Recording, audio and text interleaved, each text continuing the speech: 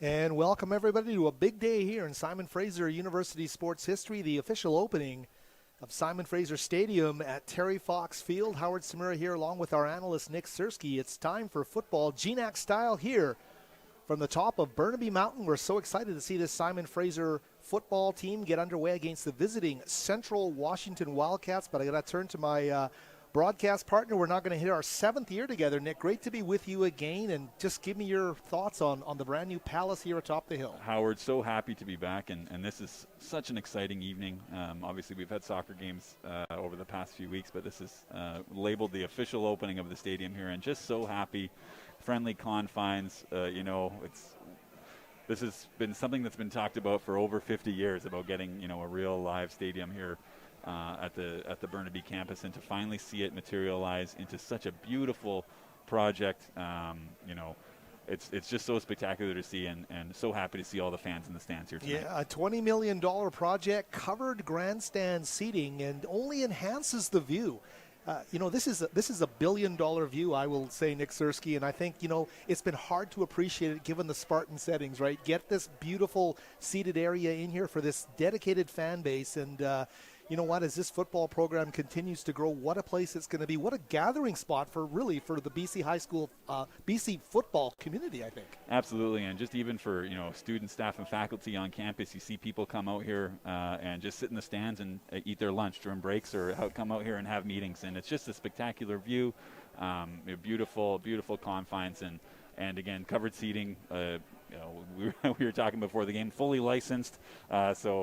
You can grab a brew and have a seat in the stands, and just a spectacular way to watch the game, and obviously for those who've been up here before, much friendlier than the confines we had before. That's for sure. That's for sure, Nick. You know what? We'll get to the two teams are going to set to take to the field in just a moment here. But hey, let's look at some of these players, kind of who to watch here today for Simon Fraser.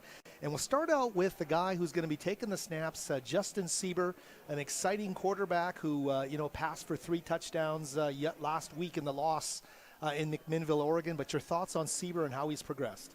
Yeah, and Sieber was kind of took a little bit of time to shake the rust off last week, and obviously I think the one throw early on in the third quarter that he would regret that got taken back for 6. But Brandon Niksich was started last week, but Sieber came in and took over the reins and was a little bit more productive offensively, and I think we'll see Sieber throughout the evening, barring injury.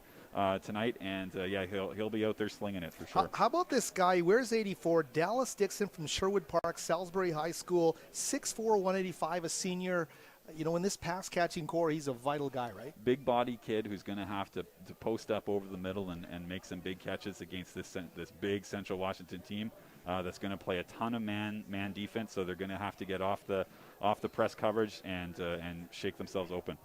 Exciting player, pure freshman at Ballard High School. We're talking another wide receiver, number 89, Kalen Johnson, last week caught those 3 touchdowns. We didn't know who Kalen Johnson was when the game started, Nick. We all know now. And it was funny. I talked to Coach Rigel before the game today, and he mentioned he was not surprised at all by the appearance of Kalen Johnson. He had trained with him for years and had seen him play down in Washington, so he was not surprised. And Kalen is obviously a young talent here for Simon Fraser. He's got to fill out that frame a bit more, but he did a fantastic job last week getting open, settling down into those open zone spots, and just converting those touchdowns for sure. Hey, Notre Dame High School, they've got a beautiful new field as well in East Vancouver. They are a traditional high school powerhouse, the Notre Dame Jugglers, and we've got a guy right from Notre Dame, Jarrell Cummings. He was the GNAC Rookie of the Year in 2019, manning one of those corner spots, got a real reputation as a game-changing force. Talk about him. Well, and he's going to have to look to build on that freshman season, and he's going to be lined up against Tony Archie tonight, and we'll see if he follows him around the field or if he's just going to stick with when he comes to his side. But Cummings, big body, lanky, loves to play the ball. I think led the GNAC in pass knockdowns in 2019, probably hence the reason for the freshman of the year, and great talent for sure. You mentioned Archie. We'll get to him as the game goes on, but what a player. He's a senior too, so Terrell's got his work cut out for a minute. It's going to be a great battle. And another guy we got to mention, another local guy from Terry Fox Secondary School. This is Terry Fox Field, but Terry Fox Secondary's Isaac Evans, a defensive end, is a guy who's really an important part of this defensive front. Going to have to be disruptive off the edge here, getting JJ Lemming, getting him to move off his spot and hopefully create some rush throws, because Lemming's going to throw back there or sit back there and sling it. So Evans coming off the edge is going to be huge for SFU tonight.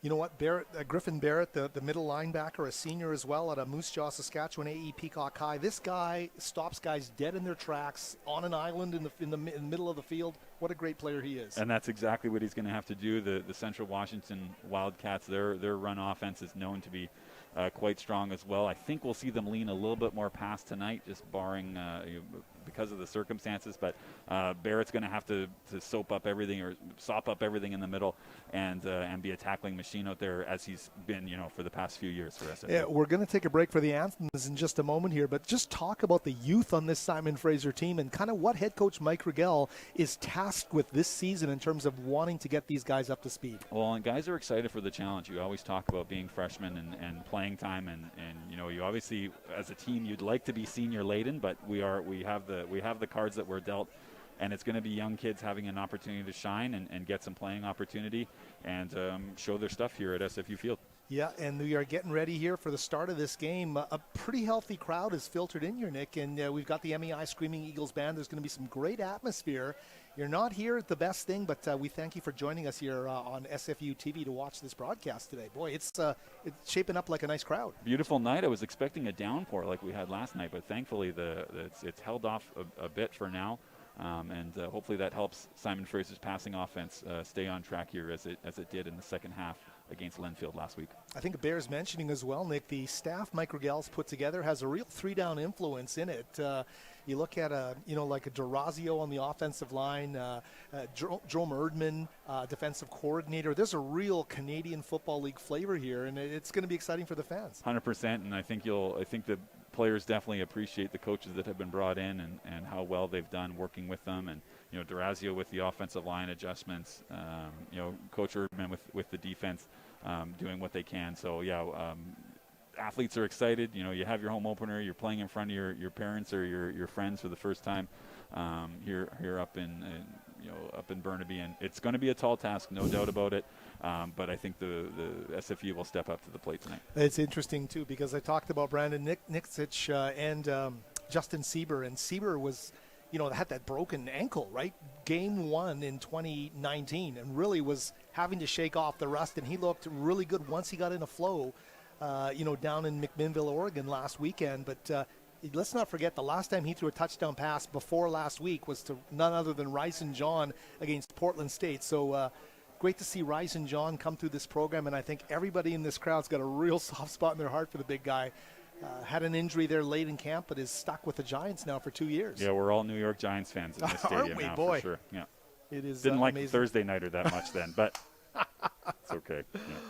Boy, that was interesting to watch. Well, we'll take a short break here. The anthems are imminent. We'll rejoin you after the Canadian and American national anthems and get you right up to speed before we get to opening kickoff here at SFU Stadium at Terry Fox Field. Back with more in a moment.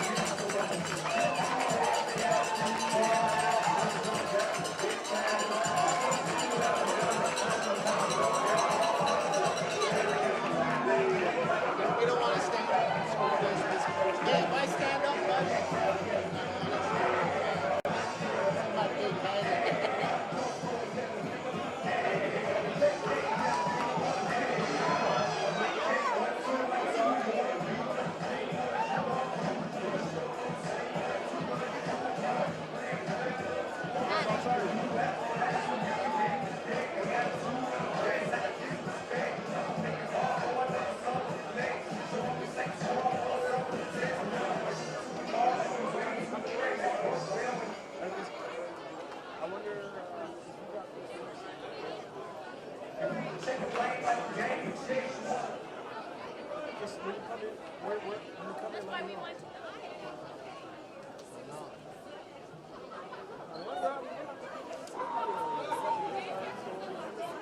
It's a nice. And now, ladies and gentlemen, at this time, we ask that you please rise and please remove all hats. As we welcome Nicole Harlan, a year communications student of either Ceremonial or SFU. And she joined us here today for the singing of the American and Canadian national anthems.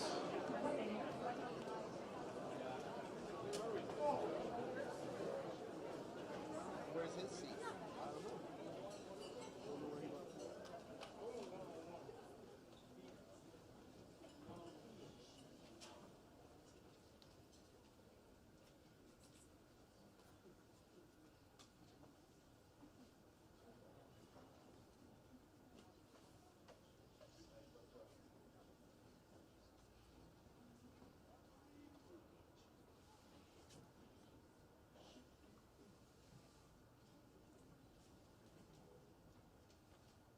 Oh, say, can you see by the dawn's early light what so proudly we hailed at the twilight's last gleaming, whose broad stripes and bright stars through the perilous fight for the ramparts we watched were so gallantly streaming, and the rocket's red glare, the bombs bursting in air, gave proof through the night that our flag was still there. Oh, say does that star-spangled banner yet wave o'er the land of the free and the home of the brave?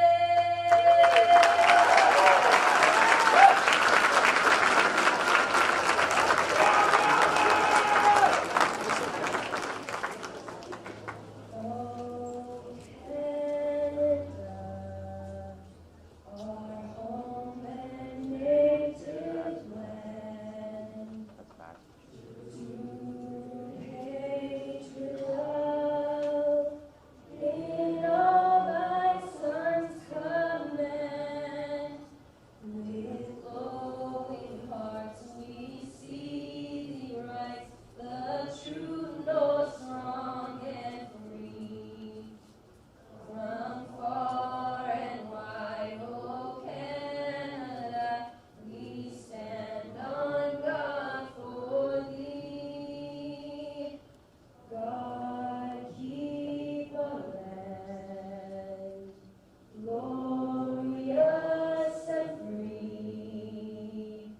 O Canada, we stand on guard for thee. O Canada, we stand on guard for thee.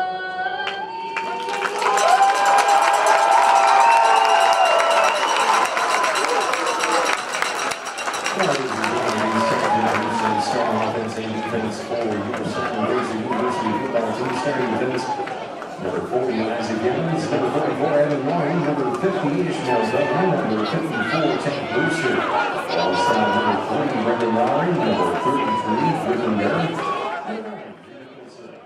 Oregon will be in to pay a visit, and that will be it actually for the home portion of this Simon Fraser football schedule. Originally scheduled to have 3 home games, but Texas Permian unable to travel. The Lone Star Conference team unable to make it up here. So, Nick, an interesting twist in terms of ceremonies next week when Western Oregon comes to town. We open our season on one week and we close it the next. And yeah, it's definitely an interesting season for sure, Howie. We got news before the game that two referees didn't make it across the border either. So we're working with a five referee crew this evening. So we'll see if that plays into any of the calls here this evening. But happy to be here with a opponent we know, with Central Washington.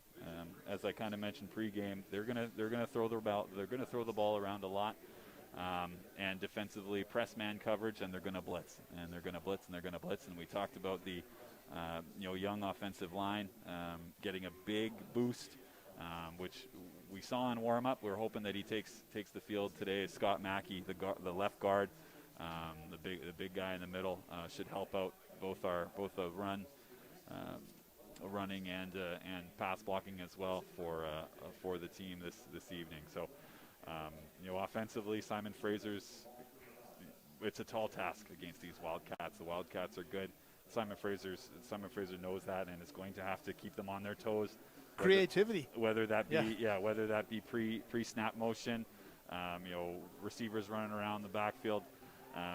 Just trying to keep the linebackers on edge a bit, trying to create any creases that they can for this run game that did struggle, as we know, a little bit last week against Linfield. So it's offensively for Simon Fraser, we mentioned creativity, keeping Central on their toes, and you're just trying to keep drives going, put together some first downs, put together some positives.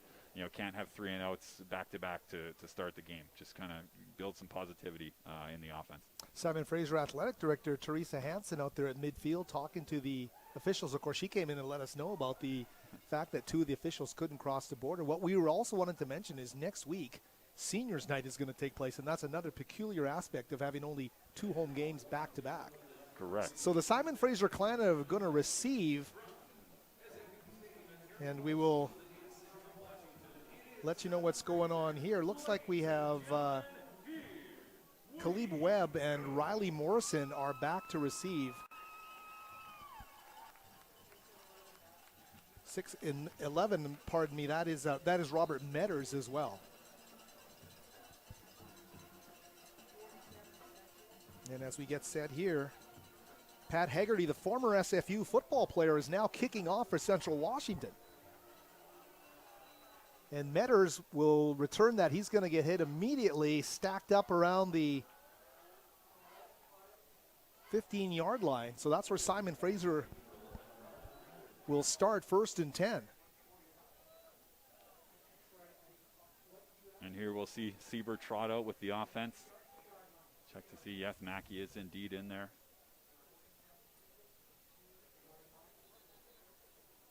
And we'll see what Simon Fraser is game plan this evening to put together some first downs against this Wildcat offense or defense. And it looks like they've got Paul Thomas, the 5'9", 190 junior out of Selma, California. He'll be in at the running back position to start this game. Of course, Mason Glover, of course, playing a lot as well for this Simon Fraser football team. Morrison in motion. Sieber, bit of a wobbler downfield, finds a man at midfield, and a completion right off the top for Simon Fraser. What a great job they do there to get the football down the field to Kalen Johnson. Yeah, we mentioned him earlier. That's wow. Kalen Johnson just sort of thrown up there again, man coverage. In the coverage was Dominic Weberg, and just kind of the ball floated up there for a little bit, and Johnson was able to come back to it. Weberg didn't know that ball was incoming. Great first play from Simon Fraser. Simon Fraser already at midfield. Sieber pressured. He is going to get sacked. The ball is loose. And we'll find out what happens here. The officials, everybody around the big dog pile at about the 38-yard line right now. Central saying they recovered. And they indeed look like they have the football. They do. Central has recovered the football. So from good to bad in the span of one snap, Nick Sersky, and that's a tough break for Simon Fraser right off the hop. Well, and I was chatting with Coach Rigel before the game.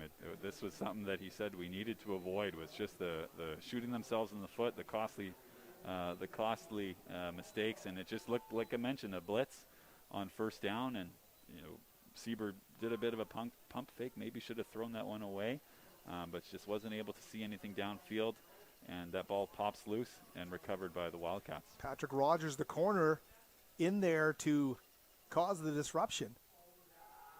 Wildcats with the football now. They're going to go deep on their first shot down the field, and they were looking for the wide receiver, number 11. We talked about him right off the top, Tony Archie, unable to haul that one in under some tight coverage by SFU. Yeah, going for the quick score there. I believe that was Cummings in coverage there on the near sideline. Was step for step with Archie and blanketed him down the left side. A great job by the sophomore from Notre Dame Secondary School, the GNAC Rookie of the Year in 2019, Jarrell Cummings. J.J. Lemming, the quarterback. Fakes the handoff. Finds a man downfield, and some yards after the catch there inside the 15-yard line. Samuel Sanchez, the 6'4", 220 redshirt senior out of O'Day High School in Seattle, making the play there. Yeah, that play fake just kind of sucked the linebackers up, and receiver comes in over the top for a big gain. So here's Lemming and company, empty backfield, knocking on the door, opening drive of the game after the turnover. Lemming pass is tipped. I'm not sure, that was up there for grabs. Too bad Simon Fraser couldn't come down with it, but yeah, going 5 wide early on here, and Lemming throws it over the middle, pops up, probably should have been caught, but falls harmlessly into the Simon Fraser end zone. Off the fingertips of Mizutani, the receiver. 2nd and 10 from the 13-yard line.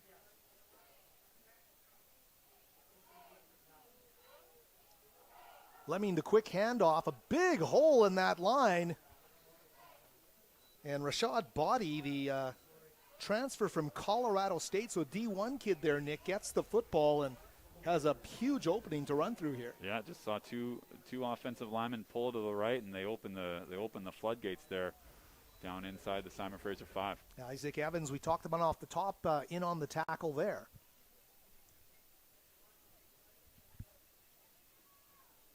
And a chance to strike for some quick points here. Lemming to the back of the end zone to Archie, and he is defended vigorously by the Simon Fraser defense. Great job there. Good coverage there, but I think there was a flag on the far side of the field. I think Simon Fraser jumped. Yeah, there it is. Not sure the number there, but someone on the interior defensive line jumped, and that'll be first down for the Wildcats. A tough break there, Simon Fraser. Yeah, that would have been a big stop there on 3rd down. So 1st and goal now for the Wildcats. And the snap Nice out of the play Wildcat there. Actually, one of the backup quarterbacks, Quincy Glasper, had come in to take that snap, number 1. Yeah, it looked like it was a planned run all the way, but well sniffed out by Simon Fraser. That was Mason, or that was Kyle Huish coming in, slicing into the defensive line. Kyle Hewish out of Terry Fox Secondary in Port Coquitlam. Oh, no, sorry, I misread that. That was 29. Buljevich made the tackle. Here's the handoff. And Central Washington right down to the goal line. They're signaling touchdown. And the first touchdown scored here in the new stadium, Rashad Body.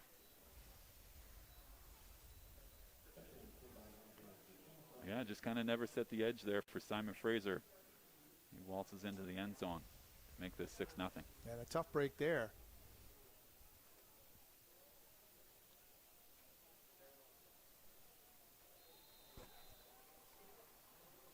And they get the 2-point convert as well. So Central Washington taking great advantage of the turnover at midfield. They march right down and get right on the board and add the 2-point convert for the 8-0 lead.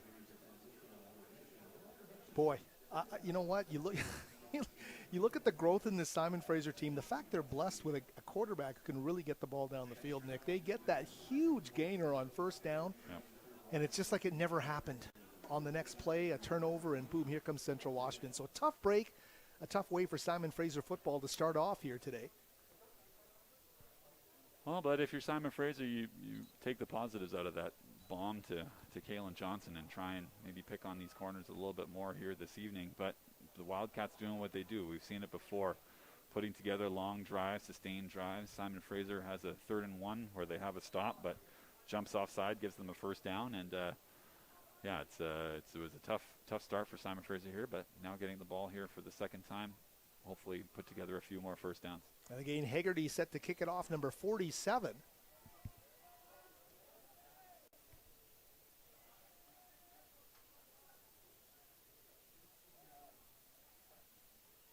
It'll be Metters again, fielding this one at about his 5.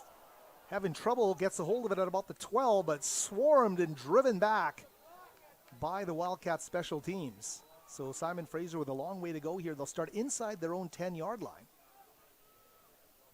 And we talked about that need for creativity, Nick. Off the top, they got the big gainer on first down, the first possession of the game.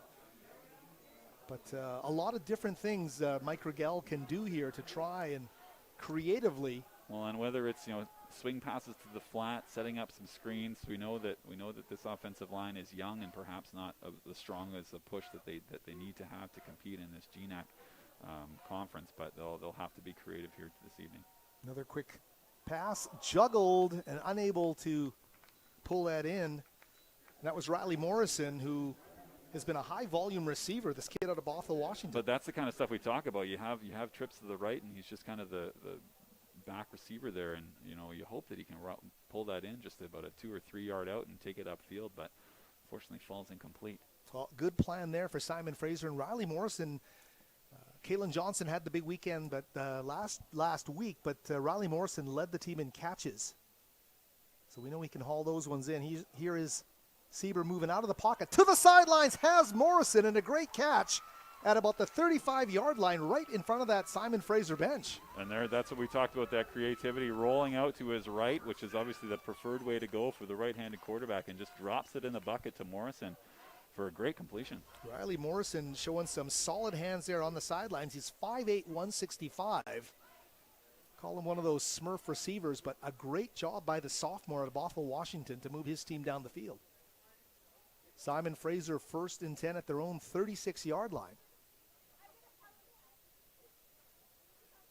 Single back, snap now to Sieber. Quick screen pass, and he gets Thomas, who's going to find some real estate battling with some tacklers, and gets up to about the 45-yard line. So very makeable here and some good strategy and early. Sieber stood in there and took a lick from the blitzing linebacker there, but stood in, got the ball out, and again, we talked about it. Screen plays, quick passes, to help out this offensive line, and that's a great gain on first down. Simon Fraser now second and I missed the hit here on the replay. But gutsy for Sieber to hang in there. Second and short here near midfield for Simon Fraser.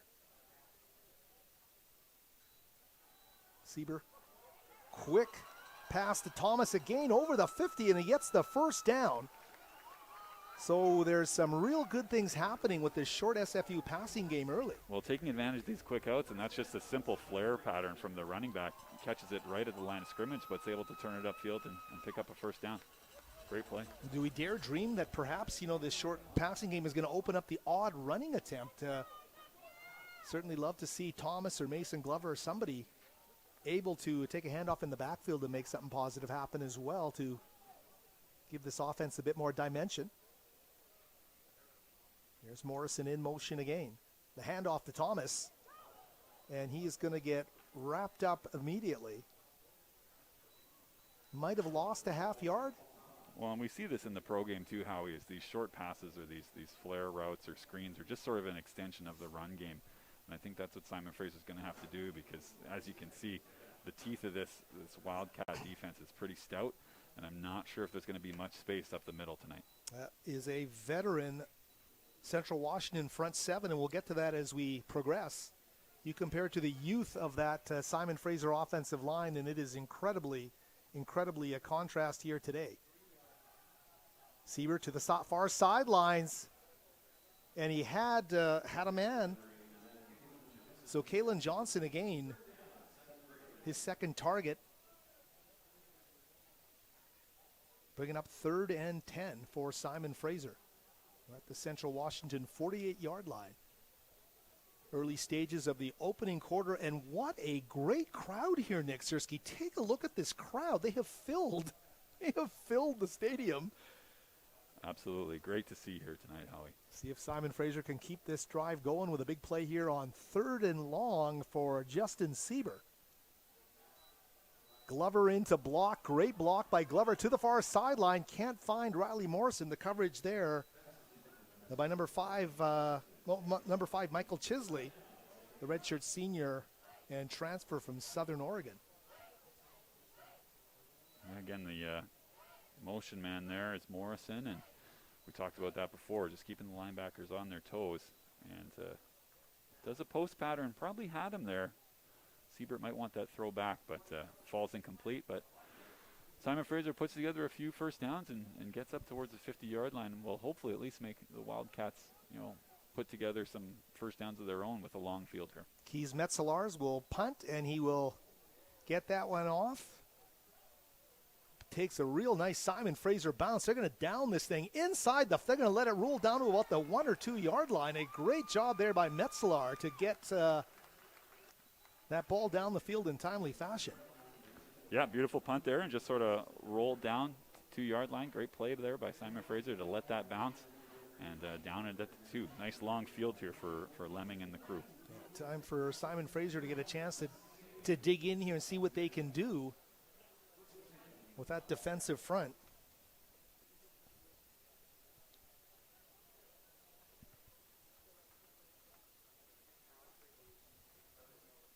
Looks like body in the backfield with Lemming.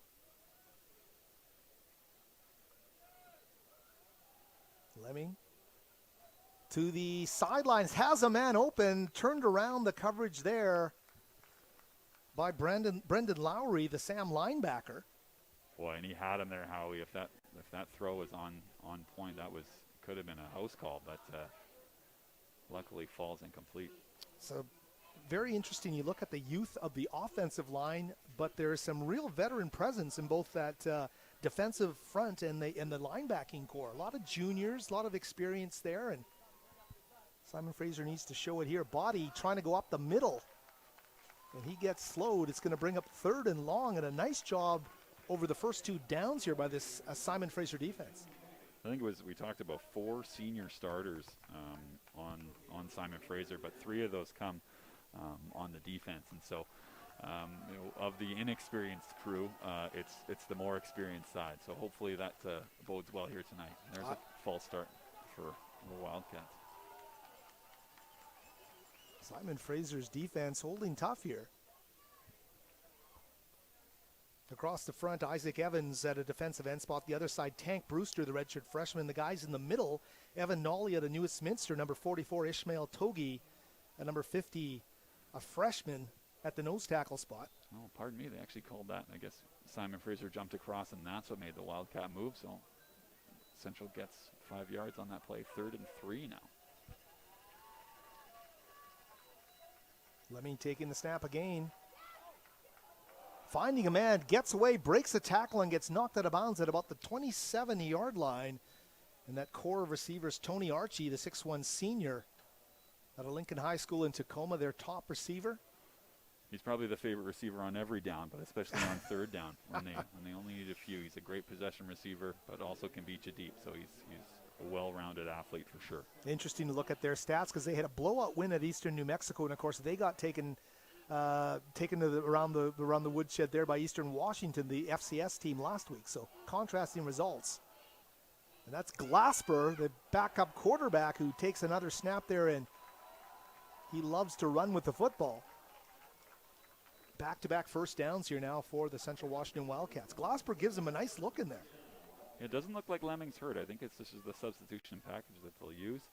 And but Glasper, nice run on first down there. Quincy Glasper, yeah. They've also got a guy out of Boise State, a transfer from Boise State, who's listed at QB2. So some real talent. Here's Glasper. He's going to show off that arm. Down the field, a nice catch made there. And that's number 10, Jojo Hillel, the 6'1", 200-pound. He's a grad student out of Snoqualmie, Washington. That guy's a veteran, Nick. absolutely. But nice throw there by Glasper on that the far side out there. Beautiful catch, taps the toes, and comes down for a first down. And Glasper's going to stay in there at quarterback. We talk about creativity offensively by Simon Fraser. Central Washington showing it themselves here. Glasper holds on to the ball. He's scrambling, trying to find some daylight, and he's going to get taken down.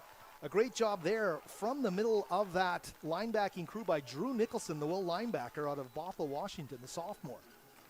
But creating that initial pressure was 97 Jeremiah Famore up the middle. Just split that offensive line and made Glasper run to his left. And nice way to rally up for the sack for Nicholson there. Famore doing a nice job out of San Leandro, California, junior.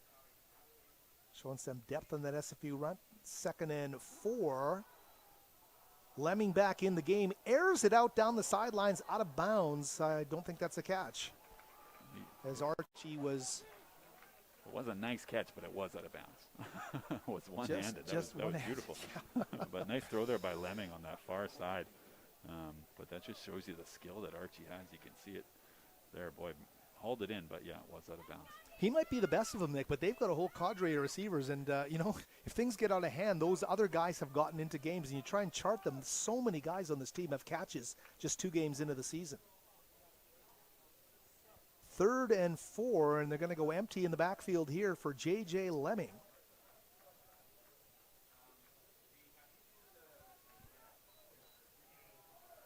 Lemming to the sidelines, down the sidelines. Oh, and a man was wide open, couldn't hit him. And that was number 8, Taiwan Mizutani, the 6'3" receiver out of Honolulu, Hawaii, redshirt sophomore. And we've seen it a bit here tonight from both teams, is sort of these bootleg plays rolling out to their strong side. And unfortunately, Lemming, for the Wildcats, Lemming can't complete that. But Simon Fraser, a great job. They let the Wildcats have a couple first downs, but stop them here into a 4th and long in a punting situation. So doing a good job to atone for that first Central scoring drive. Simon Fraser doing some quality things on defense, really sticking to their assignments. Single man back, and that is Morrison, and he's called for the fair catch there. Well, the best starting field position they have there at the 17 now. But yeah, great job for Simon Fraser there. Good stop after the short, quick drive. The Wildcats' first one, taking it over at midfield. That's what Simon Fraser's going to have to do. Not shoot themselves in the foot, not allow the big plays, and definitely saw that from Simon Fraser, able to keep the Wildcats in front of them and force a punt there from midfield. I agree with you. Just don't let this thing get out of hand. Obviously, Idaho, a superior opponent 2 weeks ago. But the train got off the tracks early last week for Simon Fraser as well in McMinnville, Oregon, against the D3 team, and they certainly don't want that to happen again. A handoff. Thomas is going to get taken down from behind. And a good job there by Central Washington's Chisley, the cornerback, coming up, the redshirt senior. Yeah, boy, just not much there. Tried to do a little bit of a trap play, it looks like, with the tight end there, but nothing really opened up and tackled in the backfield, or maybe at the line of scrimmage, they said. Yeah, so let's keep it at 2nd and 10 here from the 17-yard line. Thomas remains in the backfield. Sieber pumps, looks down the field, and jumping down to try and make that catch. Metters wanted a flag, number 11. He's not going to get one here. The coverage provided by player 0, Patrick Rogers. He's the guy that sacked Sieber and caused all that havoc earlier in the game.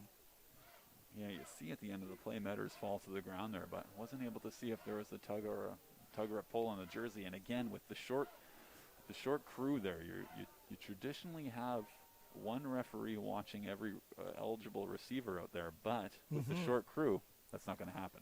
That's a great point here. 3rd and 10, so everything on the line here for Simon Fraser.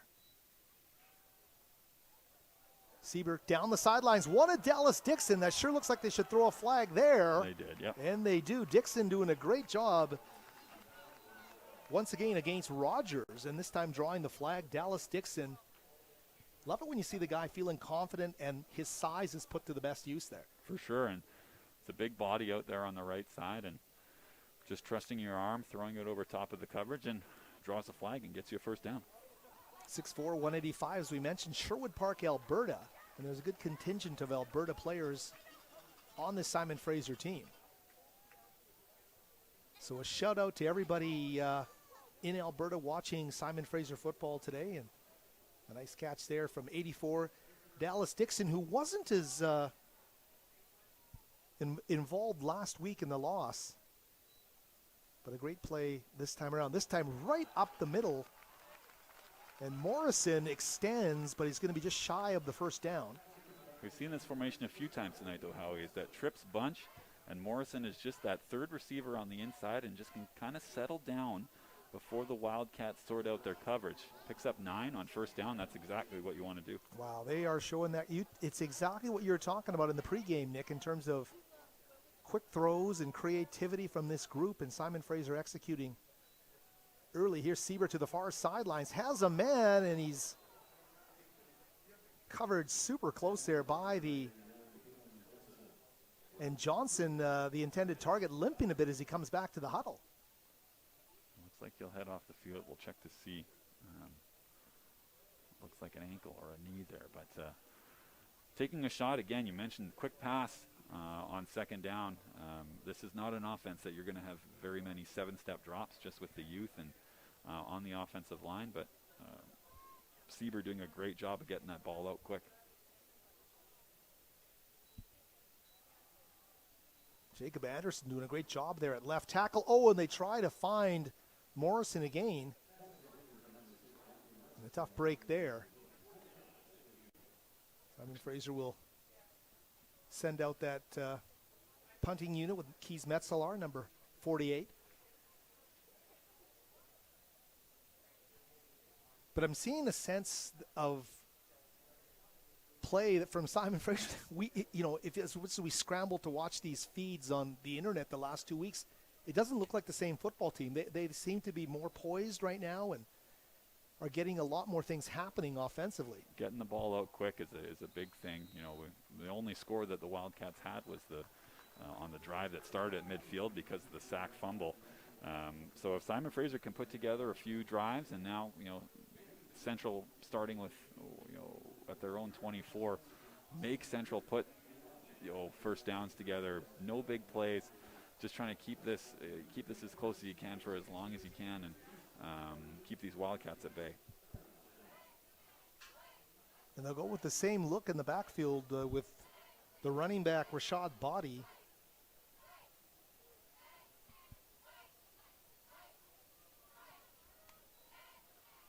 Lemming the handoff, Body carrying Bodies with him.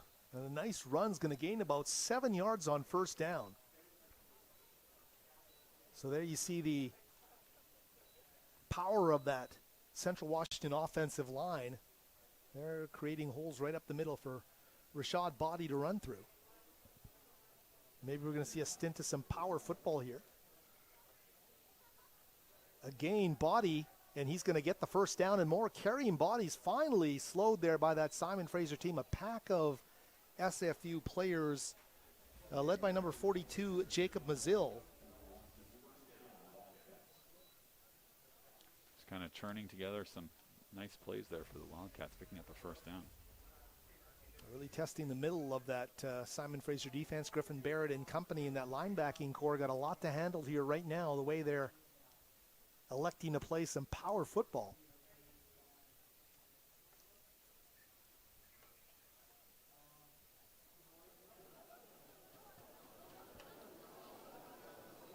Here's Body again. Oh, this time Met breaks the tackle, but held to a minimal gain. And we do see a flag on the field. See who that initial hit came from. Yeah, nice play in the backfield there, just slicing in. I think was that 42? Coming in, Mosel. I think Mozil, but also, yeah, a nice job. Sure, the initial hit came from, but a great job there. I call a chop block against the Wildcats. 15-yarder, I believe. Take them back a while. Bit of a setback here, but Couldn't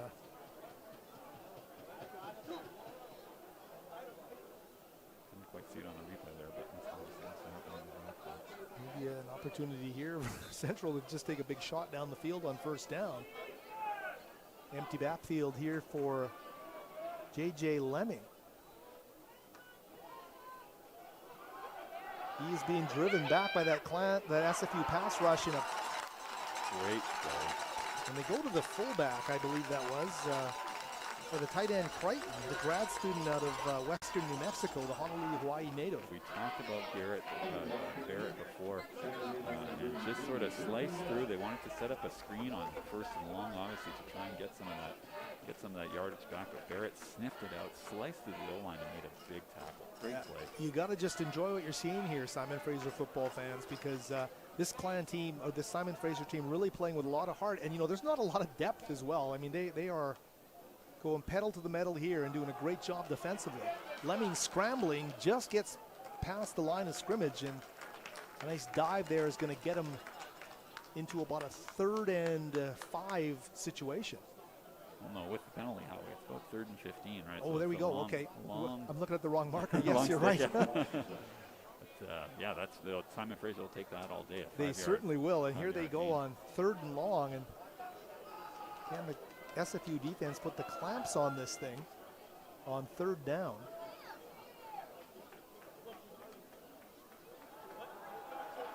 Coming in and getting a sack. Lowry gets the sack. The out. ball's loose, and Simon Fraser has it. What a great play. Brendan Lowry, number 3, getting the sack and the recovery by Isaac Evans, the senior defensive end. Man, what he a came sequence. out of nowhere. Beautiful blitz from the defensive back. Unblocked to the quarterback. Lemming did not see him coming. Puts the ball on the ground, and Simon Fraser's there to pick it up. That is an all-heart play by Simon Fraser. What a job.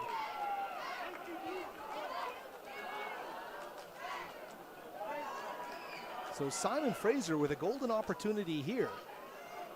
Off the turnover. Of course, they had one earlier in the game. It resulted in the contest's only score.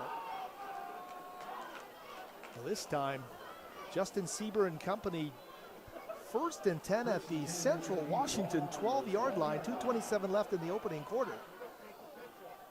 Sieber to the corner of the end zone, and intended target was Morrison. Just a little corner route there, but not quite on the same page. Ball falls incomplete, but for Simon Fraser, an opportunity that you do not want to let go to waste. Getting the ball within your opponent's 15-yard line is an opportunity that you need to seize. That one didn't come off as smoothly as they wanted. Jahil Breland with the coverage on the corner. So 2nd and 10. Sieber goes the other way, has a man open, and he's got the touchdown. Robert Metters catches it at the back of the end zone. Simon Fraser, touchdown. Great awareness of where he was at the back of the end What zone, a Nick. throw, what a catch. Going to the corner pylon there, and Sieber able to tuck that ball out there. You see the arm of Sieber on that play. Has the opportunity to set his feet, throw it to the corner. Touchdown, Simon Fraser. Beautiful catch. play, beautiful play. What a treat for the crowd here. As Christy Elliott steps in to make the point after. Of course, historic weekend for her last week. Down and through, and Christy Elliott with the extra point, 8-7. And a great job, and you talked about that throw, Nick. That was a laser. That's a big league throw right there, how we're seeing the replay again. He's able to, he has enough time to step into it, throw that wide side look, and the Wildcats didn't see it coming. And Metters with a beautiful catch. And a touchdown here for the first Simon Fraser touchdown at the new stadium. Beautiful, beautiful. Robert Metters, 6'2", 190, a junior at a Heritage High School in Vancouver, Washington. And he is a guy who is so well loved on this team. He plays on so many parts of this team as well. He'll do anything for the coaches and loves that touchdown, obviously. Robert Metters, a huge grab, makes it a 1-point game here, and we're late in the opening quarter of play. great play on defense, a great play on offense, Nick. So they are showing some heart here. Absolutely, and that's what you need to do is take advantage of these short fields. Simon Fraser does, and gets them within a point. Great sequence of plays there for Simon Fraser.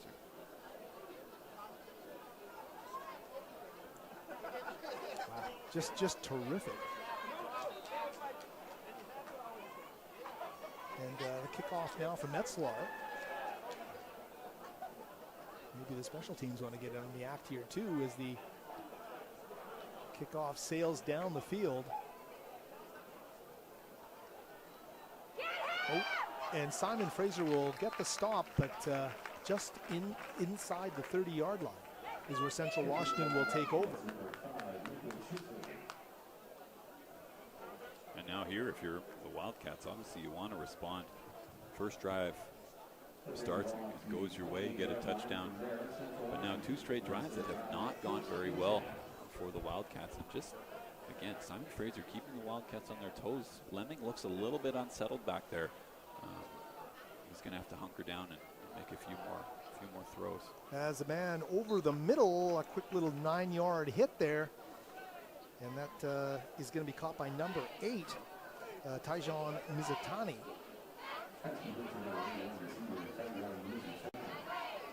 Second and short now at the 38-yard line. It's a handoff to Body. He's going to get the first down and more up the middle. He's going to get stopped and dragged down by SFU at about the 47-yard line. Big hole up the middle. Wasn't touched basically till it was tackled. Nice play there from Wildcats. Body, the workhorse guy out of the backfield right now. They're going to increase the tempo here as Lemming, with Body in the backfield, they'll go to a quick snap, fake. Lemming down the sidelines has a man, and they're going to get the first down right at the first down marker. You can see who caught that pass. Hillel on the far side there, but we've seen that, again, that play fake and the rollout. Nice comeback throw by Hillel on the first down. Nice throw by Lemming. So marching are these Wildcats after giving a touchdown to Simon Fraser. First down just past midfield, the handoff to Body. And he's going to push and try and move that pack, but he's going to be held to a gain of about 2.5 yards maybe. Oh, and we're starting to see some thunder and lightning here. Did I just see that, Nick? Yeah, That's going to cause a delay here. The both teams are coming off the field. Where did that come from? And the fans are cheering Simon Fraser as they come off the field. Big storm cloud rolled in. The rain is coming, and we're going to a lightning delay as per NCAA regulations. So Howie will probably take a quick break. I think that's a good idea, And Nick. we'll come back when we have an update. Back with more from the new stadium with a weather update as soon as we get one for you.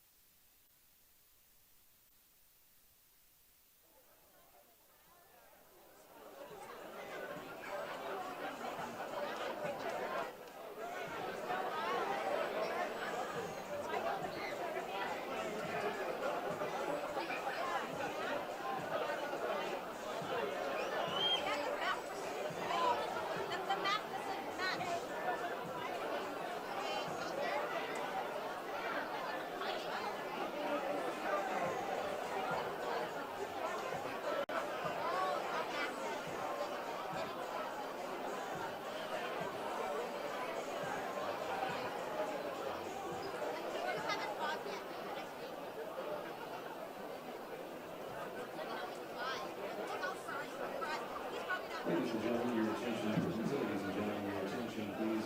The game will be on at this time for 30 minutes. All right, folks, so just a bit of a weather update for you here as Howie and I sit in the friendly confines of our warmed-up press box. The NCAA regulations have let us know that there's going to be a 30-minute weather delay after the most recent crack of lightning. So if this weather system passes, we will be back probably around 10 after 7 Pacific Coast time, of course, or Pacific Standard Time, Pacific Coast time, Pacific Standard Time, of course, and we will be back 30 minutes after that. So stay tuned. We'll throw up a graphic here on the webcast here to let people know. But yeah, we'll be stay tuned. We'll be back at you in about 30 minutes.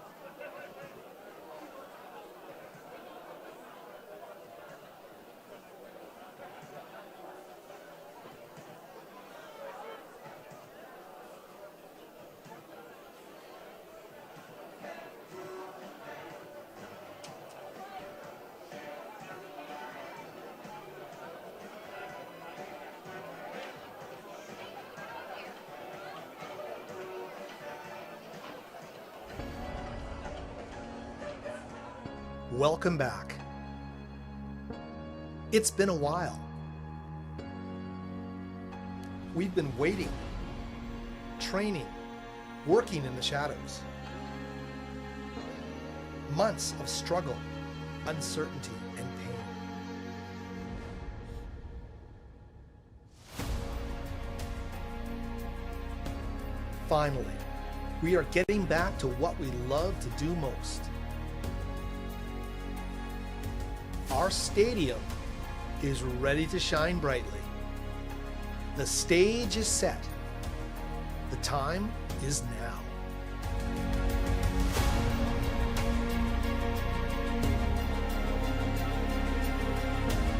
And wide!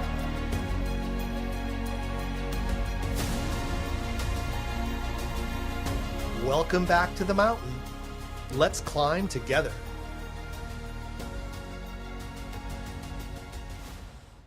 Dear college sports, There's light at the end of the tunnel. A return to normal, and all we love about sports. You've instilled resilience, focus, and selflessness in us. We've put those lessons to work. we've found strength and unity in each other. You continue to take us places we never imagined. You bring out the best in us. So when we look forward, we see the light at the end of the tunnel. We see a better world for all of us and for college sports.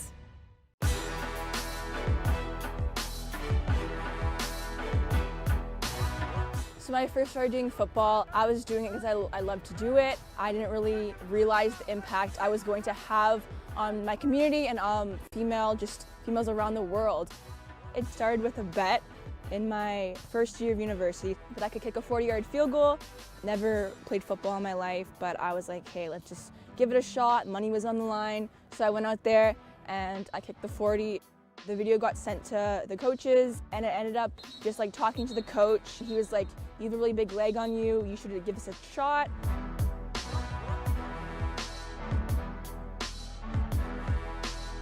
From my perspective, I had a lot of pressure and things I needed to prove to myself, and I felt like I needed to prove to everyone watching me that, hey, I'm a female, like I can go out there and do exactly what the guys in the team are doing.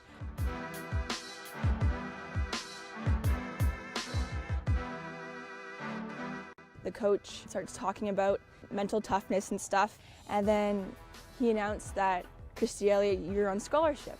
So obviously that was very exciting for me. I was crying, and all the guys were like dabbing me up, hitting me on the head, and it was a very nice experience just to know that like my hard work has paid off. And I guess just having the support from all my brothers and my coaches really helped me just grow as an individual in football, and it's just been amazing.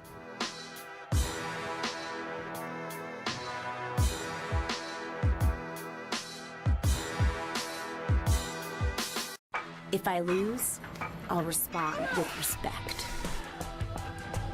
If I win, I'll back it up with humility. If I fail, I'll rise up with honor. It's tough for us to put it all on the line. Don't undo my hard work with poor sportsmanship. Respect. It's the name of the game. I'm here to get more than a degree. I'm here to explore, To connect. To learn. I am here to forge a new path. To push myself. to set goals and achieve them. I am here to win. I'm here to grow.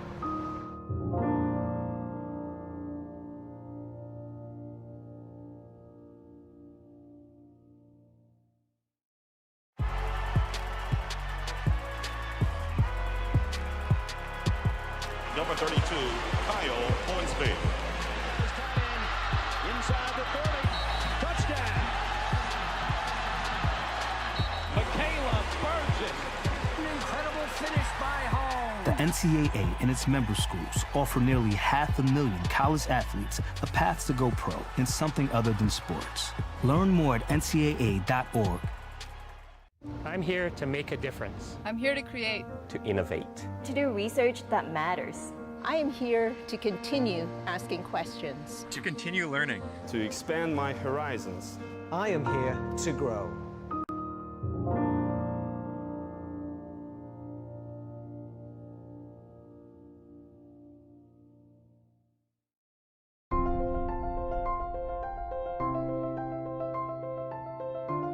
Hi everyone. 41 years ago, Terry Fox, a former SFU student, started the Marathon of Hope to raise funds and awareness for cancer research. The Terry Fox Run has become an annual global event, raising more than $600 million worldwide for cancer research. While we will not be holding our typical SFU Terry Fox Day event this year, I'm asking you to consider creating your own small team event, 50 people or less, to run, walk, ride, or wheel anytime from September 20th to 24th. Spend your lunch break with colleagues walking or running, or take time between classes to participate with classmates. You'll find suggested routes on SFU's Terry Fox website at sfu.ca/terryfox. And don't forget to share your involvement through social media using hashtag SFU Terry Fox. I also encourage you to make a donation or fundraise, with all proceeds going to the Terry Fox Foundation. Thank you for participating. I hope to see you on campus soon, lacing up with other members of the SFU community to celebrate the legacy of Terry Fox.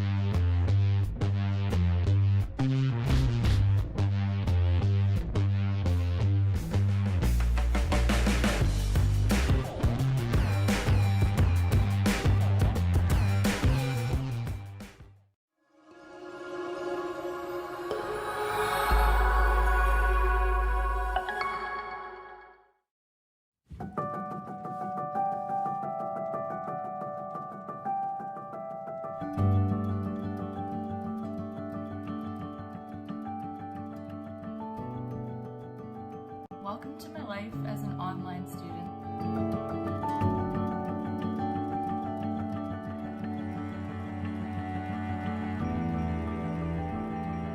I'm teaching from home now, and you might imagine a bit of a chaotic mess. But that's far from the truth. I have my mask. It's only my second day being on campus here since COVID, so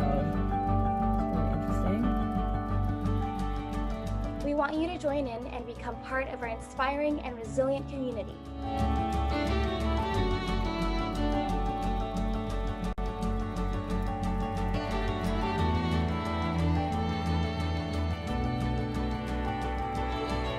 Congratulations, and we did it!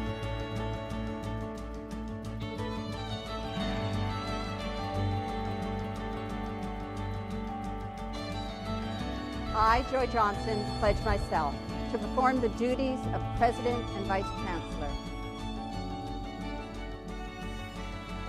This is going to be the future home to the First Peoples Gathering House. That's how dreams come true. Good luck.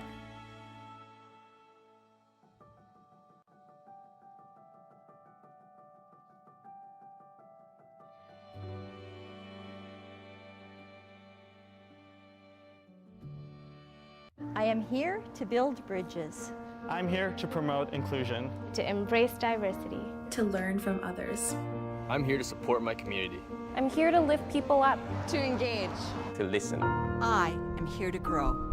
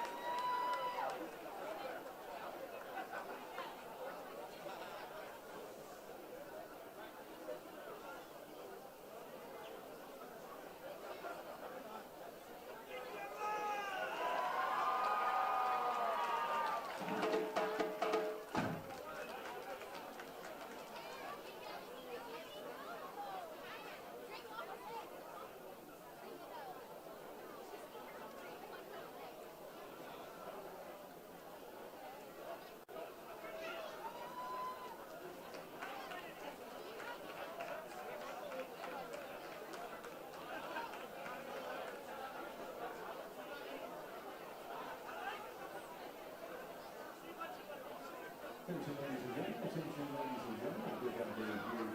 And the same right now should be linked to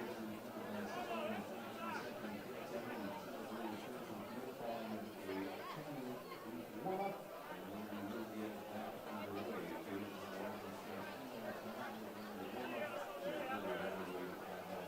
As it stands right now, 6 minutes till the teams return to the field for a 10-minute warm-up, and then we will get back underway.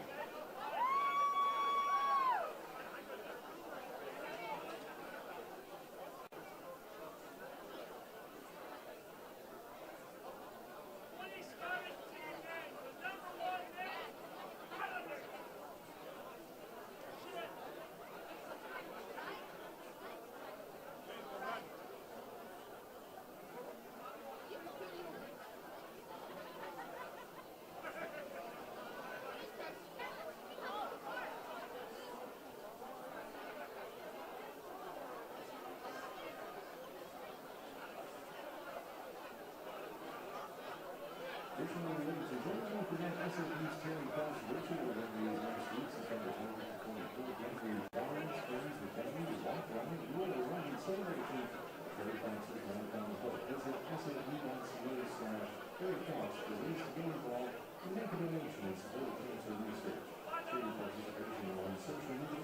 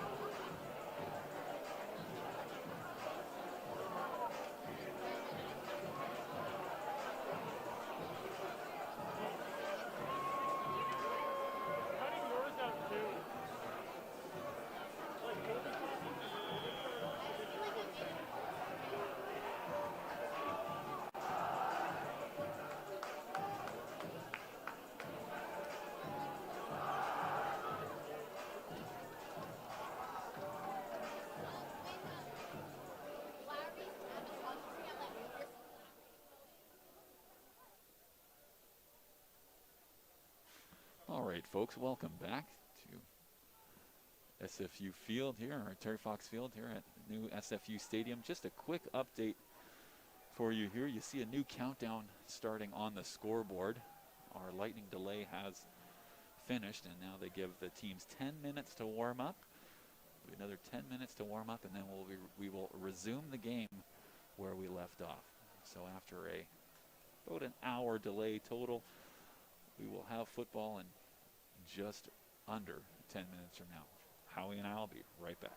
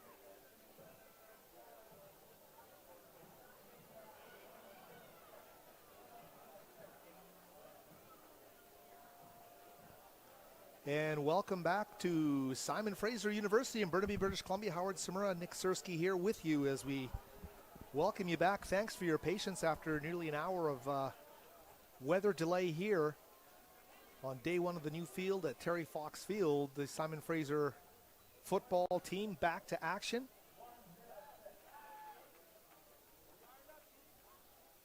We will try and get you up to speed on everything here. Of course, 8-7 for Central Washington and Simon Fraser with an exciting series, a recovery and a touchdown right before our weather delay.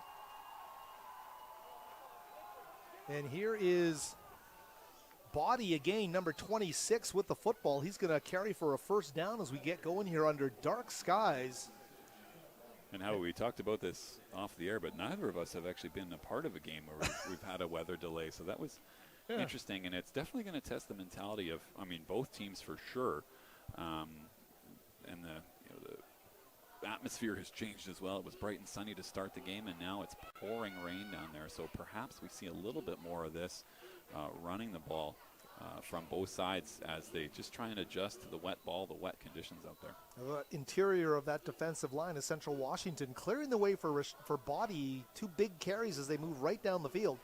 Simon Fraser doesn't want to lose the momentum, but a tough one with that break. They were really on a high when the lightning and the thunder struck here atop Burnaby Mountain. Second and short here. And a reverse. Simon Fraser doing a good job there at the tackle by number 29, Colby Boljevic. Yeah, very well played. They're very patient on the backside there to force the wide receiver that was coming on the end around out of bounds there. And that'll take us to the end of the first quarter, but perhaps we can just not take a break and chat about just the impact that this may have on the teams here this evening. Obviously now it's almost 20 to 8 here local time. The fans have been mostly coming back into the stands, but yeah, definitely throws you off when you're all geared up for your home opener and you don't even get through a quarter where we get just about an hour delay. So it'll be interesting to see how the focus of both teams coming back out of that break and what this means for the game moving forward. We are under the impression that we will obviously complete this full game. We're not quite sure about halftime, to be honest, Howie. We'll see what if they do a shortened halftime. But yeah, it'll be interesting to see how this tests the mental fortitude of both these teams. And I want to ask you what your thoughts on it. You played this game at the university level at Queen's University. You know what, you get this kind of a break when you're on a high, but you're a young team. What are the complications that could arise out of that coming out of a long break? You know, I would see it being negative for a younger team, just maybe not having the focus of an older, more experienced group. But hey, maybe on the flip side, maybe they just don't know any better and they can come out and ball out just like before the break. So it'll be interesting to see here as we start the second quarter. Divine Tullis, the running back in the backfield now. No carries in the first quarter, but in there now, number 33. J.J. Lemming, the starter, remains in there. Get underway and defensive pressure coming. And a great job there by Simon Fraser. It was 42 coming off the edge. That was Mosel. They've been able to get some pressure here, Howie, tonight, and they showed blitz. They showed a double-A blitz there, but backed off. Looked like it confused the central line and was able to force the quarterback out of the pocket. Throws it at the feet. They're going to go for it on fourth down here. Fourth and about 6 or 7. Yeah, probably a bit too long for a field goal here, so you might as well go for it. Wind is swirling a bit down there. Simon Fraser needs their poise on defense. No whistles there as they go on fourth down. Lemming puts it in the ground. The intended receiver there, number 83, Samuel Sanchez. Yeah, not a kind of short hop, that one. Lemming looked like he kind of looked at his feet after he made that throw. Maybe he slipped on that artificial turf down there. But yeah, definitely short hopped him by a good 2 or 3 yards. And Simon Fraser with a great stop will take over on downs. Wow, great job by Simon Fraser's defense coming out of that long break. And to refresh, it was a great play defensively on a safety blitz by Brendan Lowry that caused the fumble, recovered, and eventually The touchdown pass to Robert Metters, that seems like a lifetime ago now, but here comes Simon Fraser again. First and 10 at their 30. Sieber finds a man. It's Morrison over the 30. Stretches for another 4 or 5 yards. He gets out to about the 35-yard line. Again, a real common play that we've seen a lot tonight, and it doesn't appear that the Wildcats have adjusted to it quite yet, as Morrison in motion sweeps across the quarterback and just does a little 1 yard out, and again, an extension of that run play to get Morrison the ball in space. Turns it upfield, gets 5 yards on first down. Yeah, a fire starter for this offense for sure. He's going to get back in formation there with Dallas Dixon on the near side of the field. Thomas in the backfield. Sieber down the far side of the field. Man wide open. He has a man on the sidelines, and Simon Fraser down to the 30-yard line. Boy, it's so dark here to see those numbers. And SFU has really been attacking these post routes. And he was just out there on the right side and uncovered. Beautiful throw by Sieber for the long completion.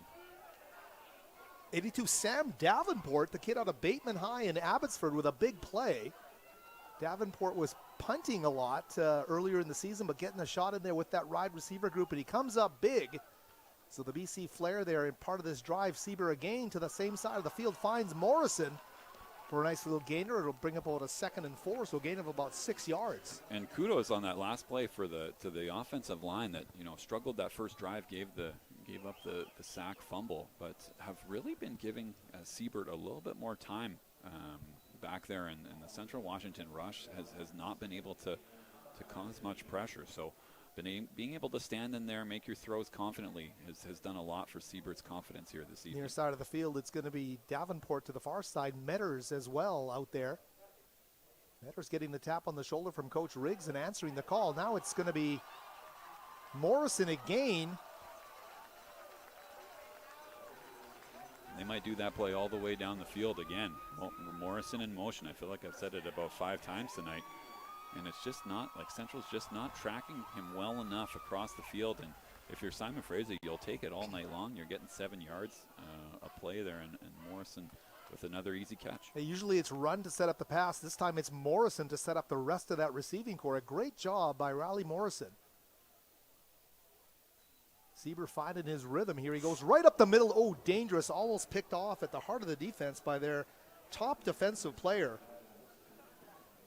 Dante Hamilton, the middle linebacker. That looked like a read pre-snap that he got, and he just kind of threw it in there, but that was double covered, well covered by the Wildcats. A grad student, 6'2", 215 out of Muckletail, Washington. They give number 44 to their prize defensive player. It's an honor to wear that number. They've been doing that the last 7 or 8 years in this Central program. And unlucky not to pick off Sieber there. So call it 2nd and 10.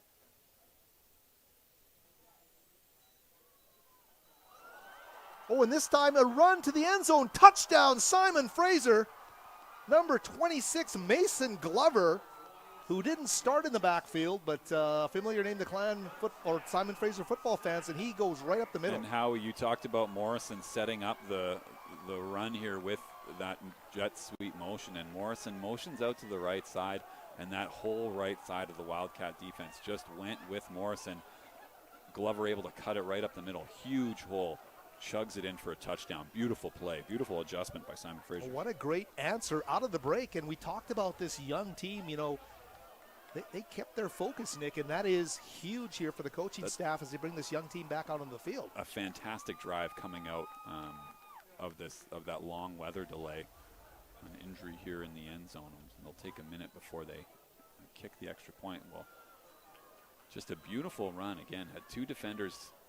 Morrison sucks 2 defenders out to that right side, and Glover just comes off that right tackle position and able to bust up inside and get a touchdown. Beautiful, beautiful run. Talk about the patience they had to start handing the ball out of the backfield. Clearly, we talked about all that creativity they had to build into the passing game early on. They had their success with it. It got Central on its toes. And there we go. 100%, and it just looks like Central Washington's a little bit lost there in their linebacking core, not able to track Morrison. with that motion, and that's going to happen a lot when, again, we mentioned when you do play a lot of man defense. It's going to create gaps when you create that motion, and if a player overcommits, as I kind of saw there on that replay, Glover was able to cut off that right tackle and go 20 some odd yards for that touchdown. Beautiful play, and you're right, just keeping Central Washington on their toes. There's so much built into this success for Simon Fraser football. Taking a lead at this stage of the football game against a vaunted foe here in the GNAC, and I think is just as important as keeping your focus after your success. And that's another thing I think Coach Rigel trying to build into this team, and it's going to be key if they're going to protect or build on this lead. Well, and absolutely, and you know, Howie, it's crazy. It's almost 8 o'clock, but it's only 2 minutes into the second quarter here. So we got a lot. It was a long game remaining, and you know how quickly Central Washington can strike. So SFU defense is going to have to come up big here following this drive. Christy Elliott lined up for the extra point. Snaps good down and through, and Christy Elliott 2 for 2 on the game. And this feels good to say. Simon Fraser 14. Central Washington 8 here in the second quarter. Yeah, first lead of the season for Simon Fraser, and obviously want to keep that trend going with how well they've been playing on all sides of the ball here, Howie, tonight. It's been refreshing to see after obviously two very disappointing games in the past 2 weekends. And you look into that recruiting class, Thomas Ford's first season here, getting great players into the program. You know what? You look at the quality of their quarterback play, and it just stands out. It's tremendous. It's great to have everything else, but when you've got a Justin Sieber and a Brandon Nixich available to you, it just changes the whole game. Well, and we mentioned Howie, the young offensive line, but I've been very impressed with how Sieber's been able to stand in there and set his feet and make these throws. You know, often with an inexperienced line, sometimes that quarterback is going to be running for his life a bit, but we haven't seen that. We've seen composure. We've seen him take some hits, but being able to stand in there and still make the throws when you're making when you're taking hits is big for your confidence, big for your receivers, getting that ball into spots that it needs to be. We talked about getting the veteran Scott Mackey back from injury, number 69, at a left guard spot, so that veteran presence from the senior has helped as well. As a nice special teams return here. Oh, Central Washington getting out way past midfield, or just past midfield. Yeah, nice return there by Chisley. Takes it down inside Simon Fraser territory, about the 44-yard line. That's a great start for the Wildcats in response to that Simon Fraser drive. Well, the Simon Fraser defense really got things going, and we talked about Brendan Lowry's great safety blitz that separated the ball from the man and created that first Simon Fraser touchdown. See what the defense is up to here.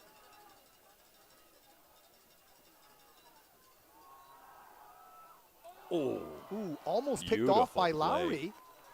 Lowry had it. That route, yeah, that was fantastic. Just a little, I think it was a quick slant to the slot receiver, and Lowry jumped it really well. Wasn't able to make the pick, but a great play. Just keeps building confidence in the middle of that heart of that Simon Fraser defense. Is the quarterback, of course, in that play. Quincy Glasper is going to stick in there for another snap.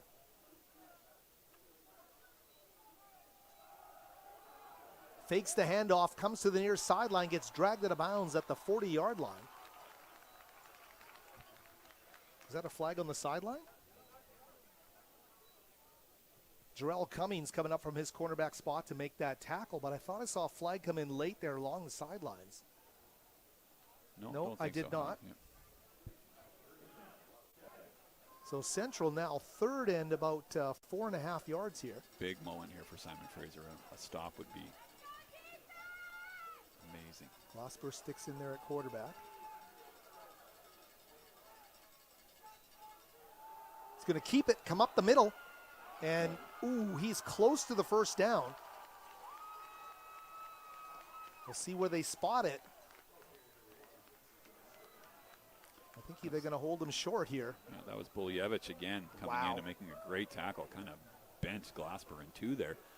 But fourth and short here. Obviously, Central will go for it here just outside the 35-yard line.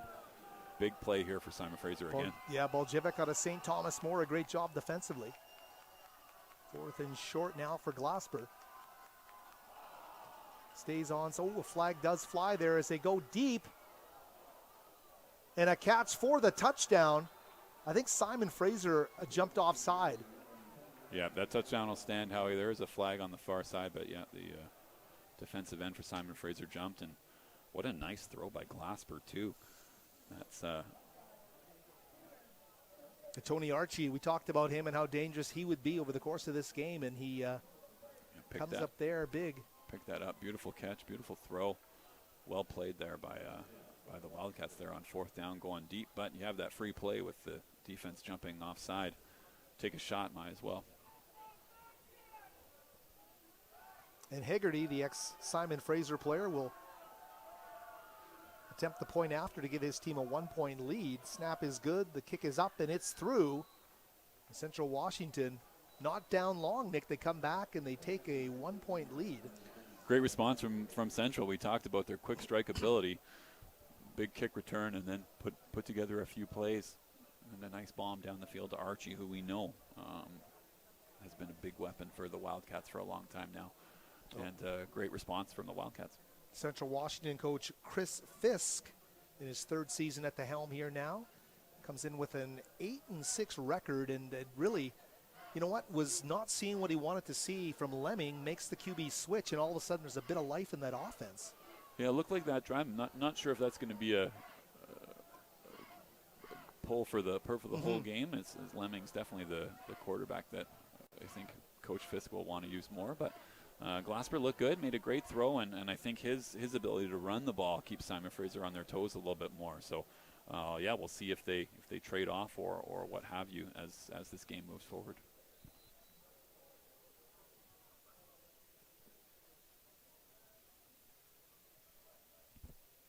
Metters, the deep man here, as the ball is kicked off. Number 11 will field it at about the 8-yard line. Metters, nice long stride. A lot of open territory. Finally gets floated about the 38, 39-yard line. So a great return by Robert Metters.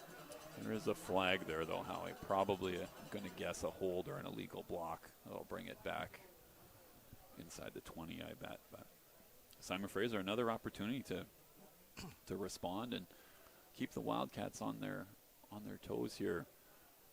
We'll see the call from Mr. Referee here. And as we mentioned, the 5-man crew today, because 2 of the officials could not cross the border. Yeah, definitely tough night for the officials too. Boy, they're working it. You're used to having 7 people in your crew and down to 5, so they're doing the best they can with what they have tonight. So, and you're right about that. They're going to tee it up at the 20-yard line.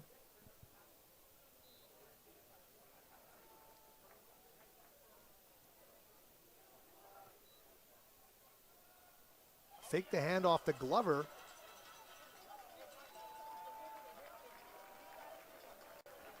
Well, actually, that was Glover. Thomas and Glover both in the backfield. And they go to Glover with that pass, and they'll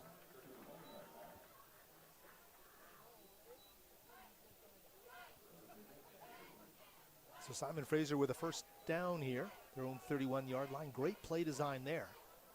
Gets him moving the sticks.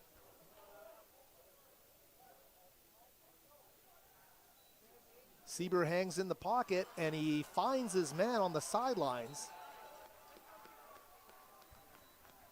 And again, SFU just creating a nice pocket for Sieber. He's had time to make these throws. Yeah, there was a little bit of pressure on that one, but he had enough time to check that down to the flat.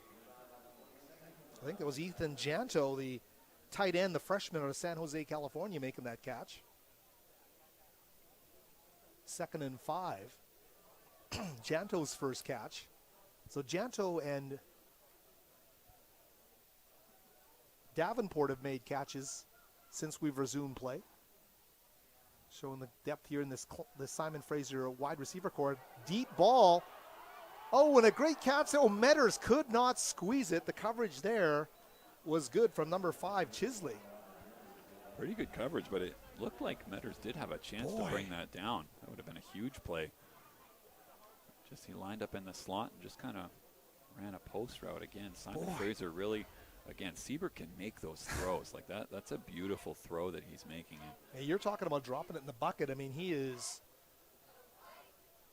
not afraid of looking for the big play down the field. Anytime you can make a wide side post throw or corner throw is magnificent. Again, another deep ball looking again for Metters. Oh, and he had it between his hands. That was an all-hands effort. Couldn't use the body there as he had to stretch out to try and make the catch. Double cover down the sideline.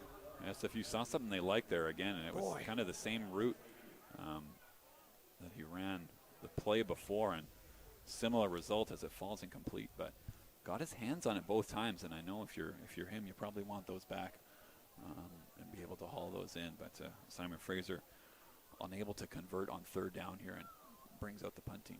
Keys Metzelar will punt away the football here. Central Washington with a 1-point lead, 9:20 left in the second quarter. And the majority of this crowd hung in as the punt goes low down the field, rolling around on a wet field here at Simon Fraser University.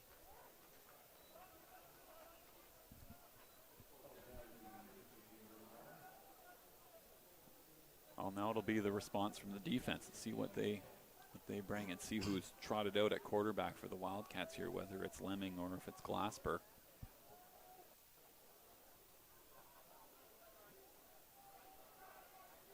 Simon Fraser could for sure use a stop here. Looks like it's Lemming coming out, lining up in the pistol. So they did give an extended set of downs there to Glasper, but they'll go back to the starter here. Fakes the handoff, goes to the sideline. And number 83 battles to that first down marker. And Sanchez with his second catch since we resumed play here. A big target out of O'Day High School in Seattle. Sanchez 6'4", 220, a redshirt senior.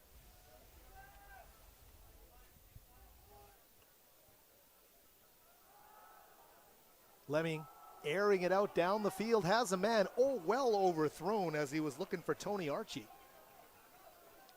Yeah, it looked like Archie just misjudged that one a bit and kind of pulled up on the route, thought it was maybe going to fall short, maybe lost it in the lights or something, but yeah, well overthrown there by Lemming and brings up second down.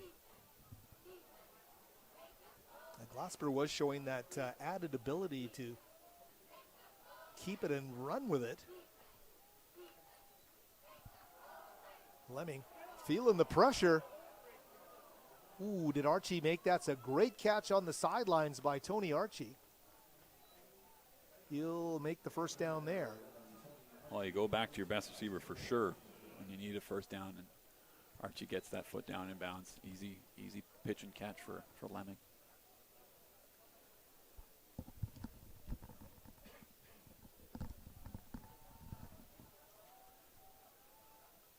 So Central marching just over midfield. This time the handoff. And a quality run there is going to gain about 4 yards probably. Good job by Simon Fraser to rally to the ball there. Looks actually like only about a gain of 2, Howie.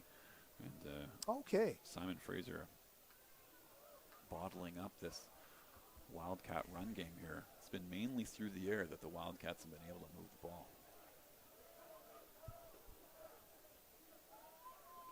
Second and long here, low snap, handoff. Simon Fraser rallying to the ball, but they are unable to stop him on the sidelines. Yeah, I think there's a flag coming in from the back judge here. That was a low block outside the box. Oh no, they call a hold. I thought I saw a cut block outside the tackles, but we'll call it a hold. That'll bring back the play. And the running back in there now, replacing Rashad Body, Cameron Daniels, the 5'10 redshirt freshman.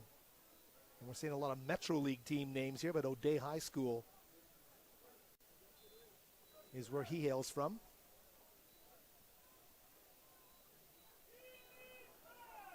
So 2nd and 13, it looks like here from the SFU 45. Pressure, SFU making its mark defensively, but there's a sling down the field. Oh, and a great job. No flags are thrown there.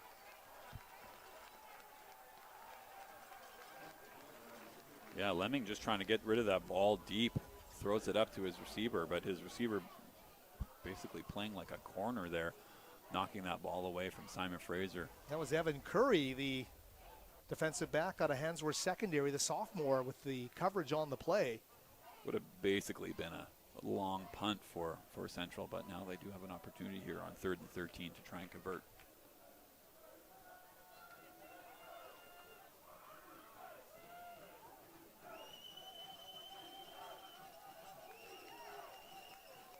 See the confidence growing in the Simon Fraser defensive unit. And they were coming for Lemming. Great job, Simon Fraser. That defensive front starting to get some push and some penetration there, Nick, and Lemming is feeling it. Yeah, almost looked like they were setting up a screenplay with how quick Simon Fraser went through, but it didn't, shape up to be a screenplay. So they'll check it down to the flats, and this will bring up 4th down. Simon Fraser with a great stop here. Great job by the defense. They're showing a lot of confidence playing against that that offensive line of the Central Washington Wildcats. Metter is the lone man back to receive this punt by Hegarty.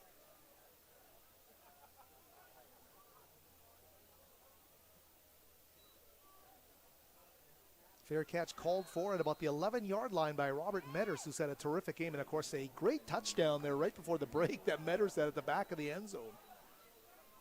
And Simon Fraser's in this game, Howie. This has been a fantastic, first quarter and a half from Simon Fraser. They're down a point, but have the ball here and have shown the ability to move the ball here offensively. Again, Morrison out of the backfield and some nice deep throws by Siebert is keeping this Wildcat defense on edge, and just haven't been able, SFU just haven't been able to make that big play, which maybe they'll look for here as they start deep in their own territory. Well, it tells you about the character from 2 big losses to come back and have this kind of effort ready to roll out as they looked for Morrison. And Morrison, the ball a little bit too low for him. He's well covered. Yeah, that was great coverage on the play in the flat there. We've seen Morrison be pretty wide open on some of those throws, but Central did a great job adjusting there. That was number 5. Chisley on the coverage, and kind of made Sieber throw it into the dirt. 2nd and 10 now.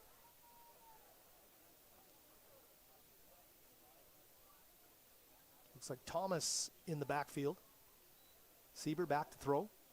Short little pass is picked off by number 44 of the Wildcats, and they will stop him, but a turnover deep in Simon Fraser territory, and a bit of adversity here for the Clan as Dante Hamilton, the linebacker, the grad linebacker out of Muckletail, Washington, coming up with a big picnic. We saw Hamilton get his hand on a ball earlier, and this just looked like a crossing route from 84 Dixon, where he just kind of stopped up, and the linebacker stepped in front of that throw, Hamilton, and Sieber, I think, sort of expected Dixon to keep running. But Hamilton picks it off, and now Central with the chance. They get their turnover deep into Simon Fraser territory here. See if they can put up a score. Lemming fakes the handoff, rolls out. Rolls to his right, goes to the end zone. Couldn't find a receiver there on 1st down. Pretty good coverage there and pressure by Barrett on the quarterback, Lemming. Well covered on the back end there. There was really no place for Lemming to go. Simon Fraser's had some adverse moments, has always been able to answer, but this one coming up as we get closer to the half in this weather-delayed game. Thanks for hanging in with us here at SFU Stadium at Terry Fox Field. Timeout Central here. 2nd down at the not 8-yard line. Obviously want to make sure that you have the right play called. Don't often get turnovers inside your opponent's 20, and you want to take full advantage coming away with 7. And we've if talked, you can. We've talked. Sorry to interrupt, Nick. We've talked about the SFU defense today. You know what? I guess one side of looking at that weather delay is, as you were saying, can a young team keep its focus? But also, if you don't have the same amount of defensive depth as your opposition, you don't want to get worn out. Maybe it was almost well timed for them in that way. Absolutely, and they've looked really good since the break, Howie. Again, Central Washington has been sporadically successful on offense, and that's kudos to Simon Fraser. Have done some well-timed blitzes, forced a turnover, forced some poor throws from Lemming, and we'll see what they can do inside the red zone here. But a stop here from Simon Fraser just to attempt a field goal would be a big win on this drive.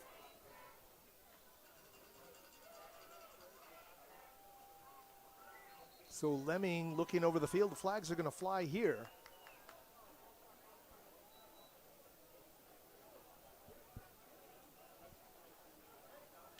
Taking them back. That will go against the Wildcats. Full start.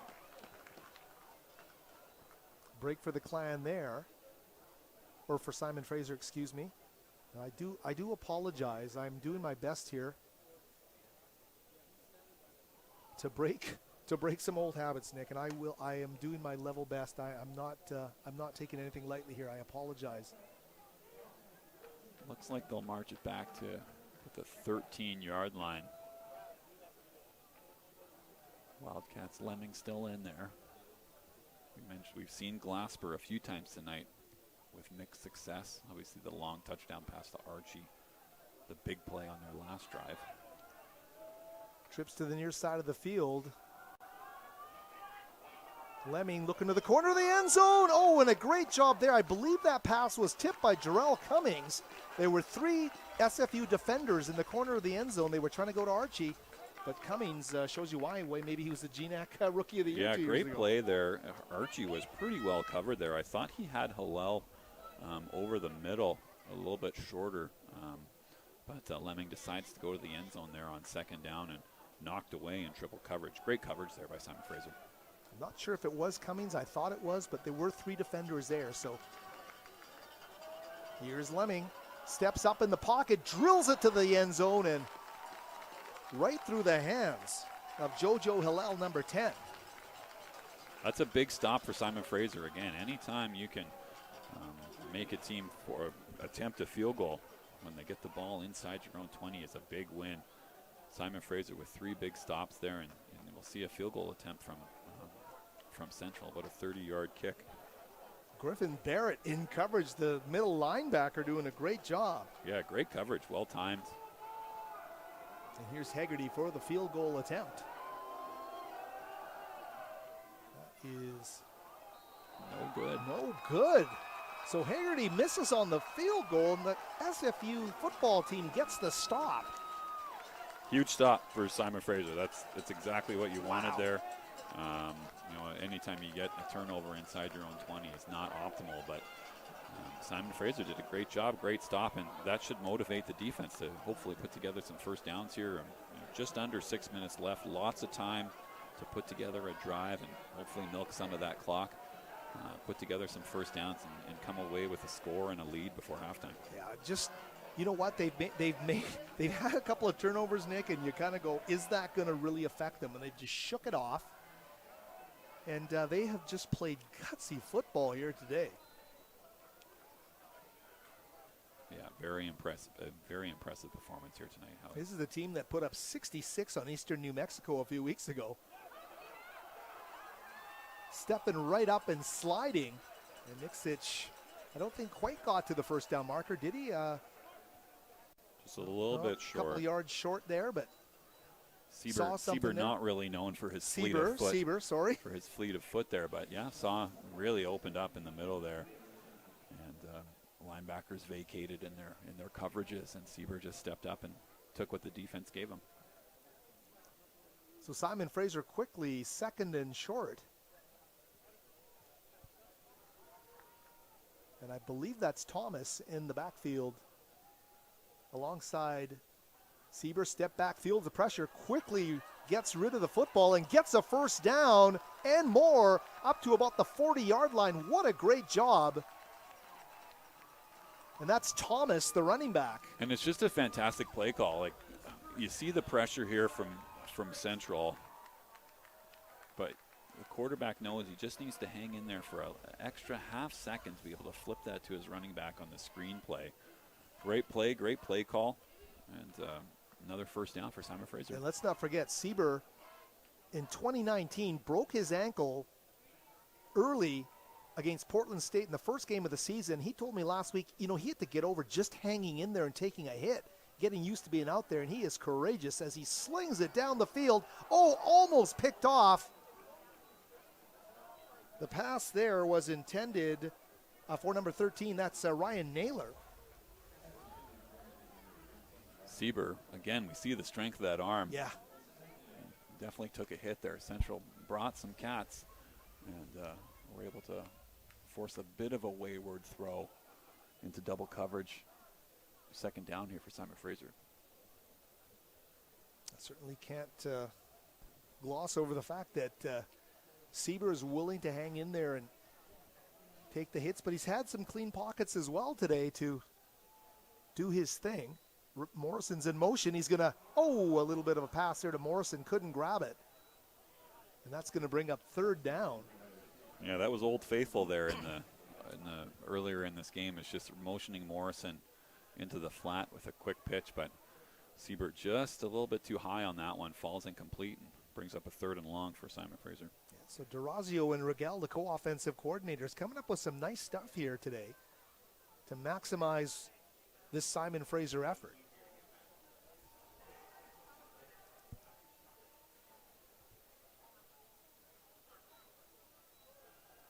Hangs in again, this time up the middle, and a great catch by Metters over midfield. Robert Metters, the Vancouver, Washington native, with the catch in Central Washington territory at about the 42-yard line. What a great play that was. And Nick. Just great awareness from Siebert.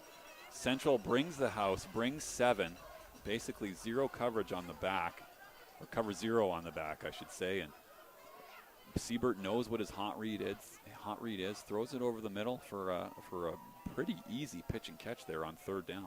Well, Kalen Johnson last week, this week Metters really stepping up and answering the call along with Morrison. Trips to the near side of the field. Sieber is going to go deep, and he overthrows Dallas Dixon, number 84. Yeah, not much there, but again, Sieber taking his shots and unable to come away with it, but pretty well covered there by the Wildcats.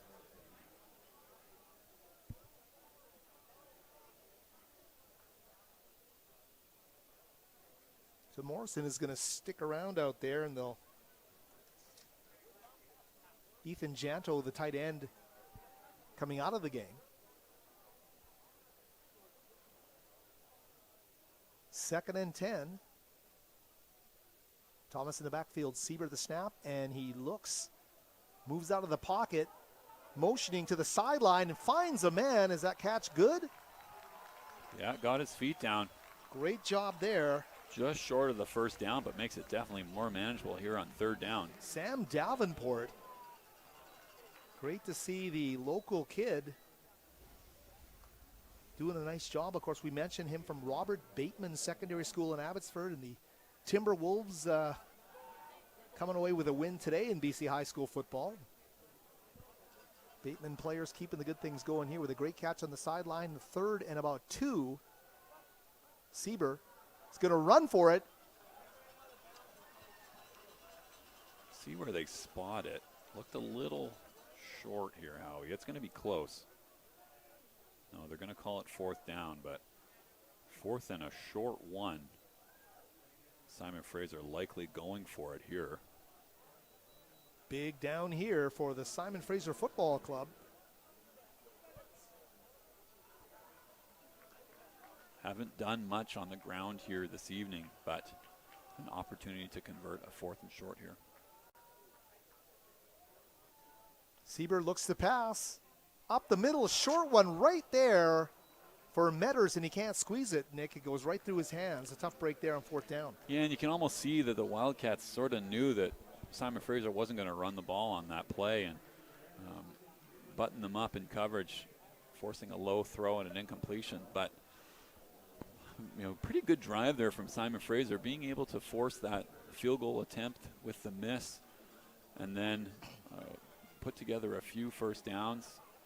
And, there's still over 2 minutes left, but you're going to make Central work for this score, starting at their own 35-yard, 33-yard line here. For everything Simon Fraser has done well, let's hope from their perspective that they can answer the call once again against this high-energy Central offense, and they stop the run well on first down. Yeah, and the clock will run here. 2 minutes remaining in the half. Central Washington probably want to take up as much of it as they can. Try and finish the half with a score. Obviously, you'll take a score at any time, but giving your opponent the least amount of time as possible is obviously preferred.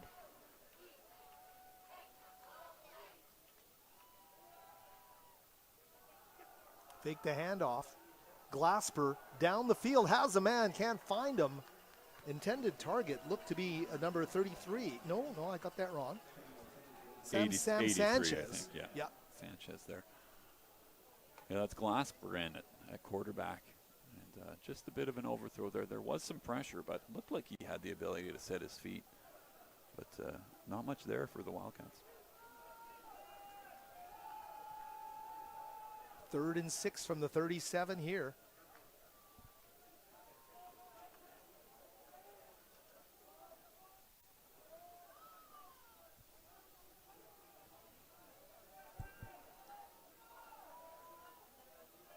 Drew Nicholson, the linebacker, backing off as Glasper gets chased.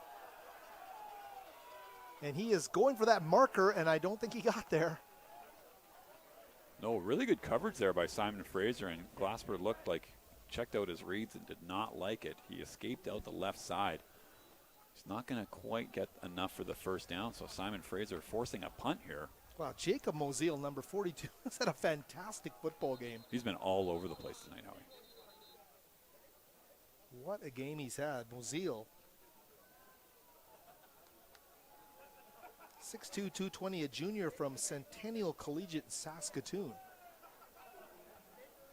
SFU will probably take a timeout here to try and conserve some clock. They should still have 2 timeouts to work with here in just over a minute. Or sorry, probably just under a minute when they actually get the ball back here, Howie.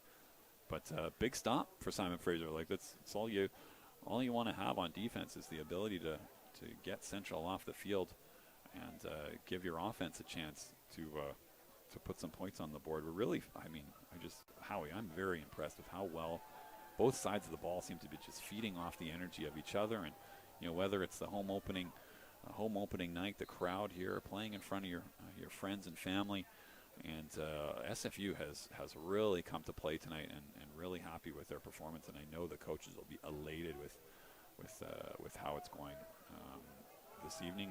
Still in a deficit, but doing some really good things both offensively and defensively. So one last shot here in the first half for the Simon Fraser offense, and Metters back to return this punt. He's at his own 25-yard line. Yeah, it's gonna short and bouncing.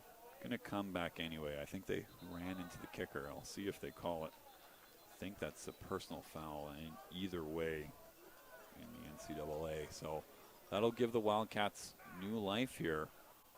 They'll probably get the ball around midfield and give them the first down. And 2 timeouts, 52 seconds left here in the half. An opportunity to score for the Wildcats. That's costly stuff here at this juncture of the opening half.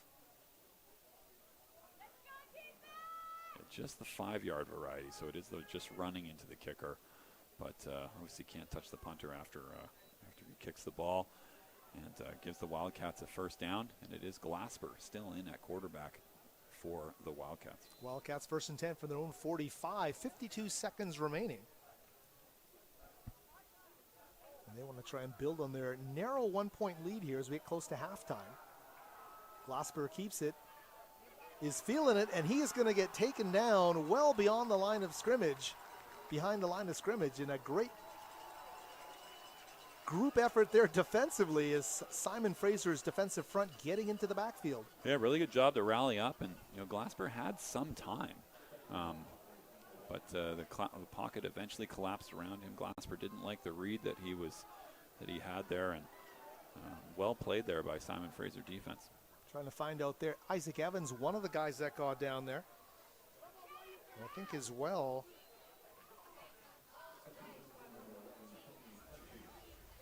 Short completion there and turned upfield and out of bounds. Bring up third down, but only 13 seconds left here. However, 2 timeouts for Central. Enough for 2 plays probably. Probably need to get a little bit closer to be able to do a bomb into the end zone.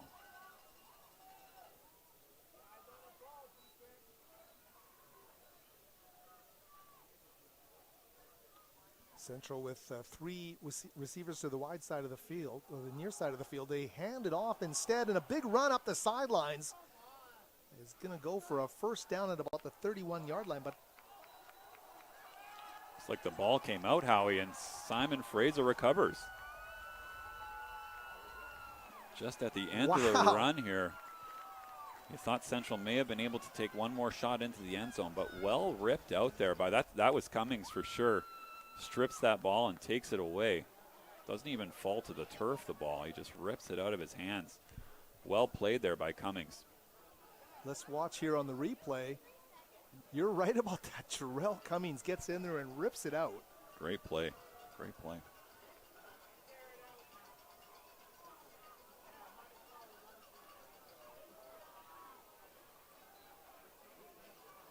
Well, Simon Fraser will be happy to go into halftime just trailing by a point here. Now we're expecting a full halftime, but we'll see what they put on the clock. Indeed they will. And Simon Fraser makes their way into the tunnel. They have to be quite happy with how this first half is shaken down. Responded well after the lightning delay. Well, they're getting a standing ovation from one part of the crowd here as they come off the field. Simon Fraser, what an opening half. They've been challenged by a lot of different things here. Not just their youth, but the weather, everything, and a worthy opponent, Nick, and they have answered the bell at every level. And like we talked about pregame, just keeping the Wildcats off balance defensively and being able to put some drives together. And then the defense has come up with some big plays. And, that's something that we haven't seen this year. But some, big sacks, fumble by Bear, the blitz by Lowry that forced the fumble, gave Simon Fraser 7 points there, and just an overall, a very even game, and Central is going to make some adjustments here at halftime. Will come to play, but very exciting here as we'll take a bit of a break and we'll come back to just before the start of the second half, but signing. Really good signs here from Simon Fraser early on in this game this evening.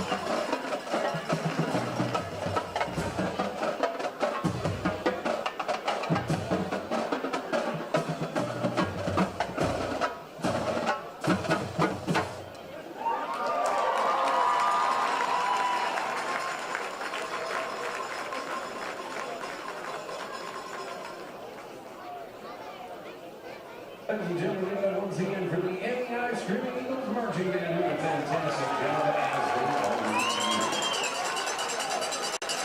Like a reminder, here's those shooting 50 tickets before the draw following the third quarter of action here on Terry Fox Field. Speaking of SFU's Terry Fox virtual event is next week, September 20th and 24th. Gather your colleagues, friends, or family to walk, ride, wheel, or run in celebration of Terry Fox's Marathon Vote. Visit sfu.ca/Terry Fox for ways to get involved and make a donation to cancer research. Share your participation on social media using the hashtag SFU Terry Fox.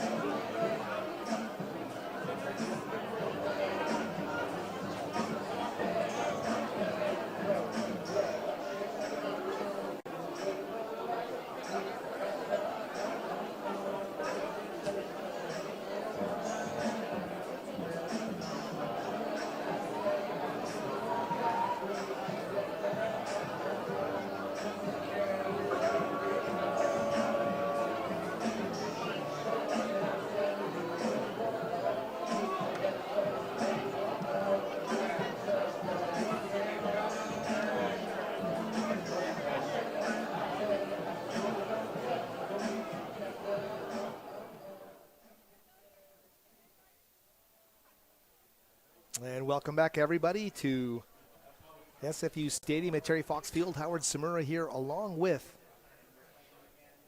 my broadcast partner, Nick, and we want to talk about this is an incredible place to be for this young team to learn some big lessons. It's a real learning moment to carry forward, and an amazing performance by Simon Fraser thus far. Absolutely. So impressed with their play in the first half. Howie, Siebert's looked amazing. I think it was 13 for 27, a pick and a touchdown. Really spreading the ball around well. Morrissey out of the backfield has been great. We talked about the rush game not really being a thing for Simon Fraser, and that hasn't been. But they've been able to do those extensions where they've been dumping it off to running backs, or whether it's Morrison in the flat. And then defensively, we talked about the stops. They had the Lowry fumble, or forced fumble, where they picked it up in the red zone, and then having the turnover in their own end and forcing a field goal that eventually is missed. That's big for Simon Fraser. It's big for your confidence. It's big for this young team to show that they can play with these Wildcats. And I feel like there was a bit of an aura, around the GNAC, that this might have been a little bit of a pushover game. And Simon Fraser's doing a great job hanging in there, putting first downs together, not shooting themselves in the foot too much. But now, coming out of halftime, it's how do you respond? Because, you mentioned Howie during the break with off air that Simon Fraser's been here before. We've been in close games at halftime, and something happens where it falls apart. And you see that often in pro sports too, is you can hang with them for a half. But now for Simon Fraser, this is a great opportunity to be able to hang with Central. This can really set the tone for the rest of the season. Howie, with a good performance, good strong performance here in the second half, can do wonders for Simon Fraser moving forward in this game, and then obviously throughout the rest of the season. That's for sure. Western Oregon, of course, in next week. It'll be the last home game of the season. Texas Permian Basin, set for the week after, have had to cancel, can't make the trip up. So a quick home season, but you know what? Two good efforts at home, Nick, as you say, can really ignite the road warrior mentality the rest of the way. It will not be easy, of course, but Simon Fraser really showing us a lot here today. I got to talk to you about these corners. The way Boljevic and Cummings have played, you know what? They're making a name for the secondary in the way they played in the first half. Yeah, and Archie's made a few plays, but really we've seen Lemming drop back, or whether it be Glasper a few times as well, and blanket coverage down the field, and it's caused some pressure sacks or coverage sacks, whatever you want to call them, where the coverage is just so good, and Simon Fraser D-line is able to rally up and make a play. So going to be interesting to see how this second half unfolds. Obviously, as we tick down here to kickoff, Central Washington will receive. But what a start it would be if Simon Fraser can get the ball back in relative short order and get this offense back on the field. So really impressed with Simon Fraser the first half of play. Really well-rounded, made some plays on defense, made some, and I'm sure they'd admit it too, made some mistakes on offense, plays that they'd like to have back. But all in all, a really solid performance from Simon Fraser, and definitely something to build on here in the second half. Snap at a time. I know that's the mentality they're going to have here as Metzelaar gets ready to get things going here in the second half of play.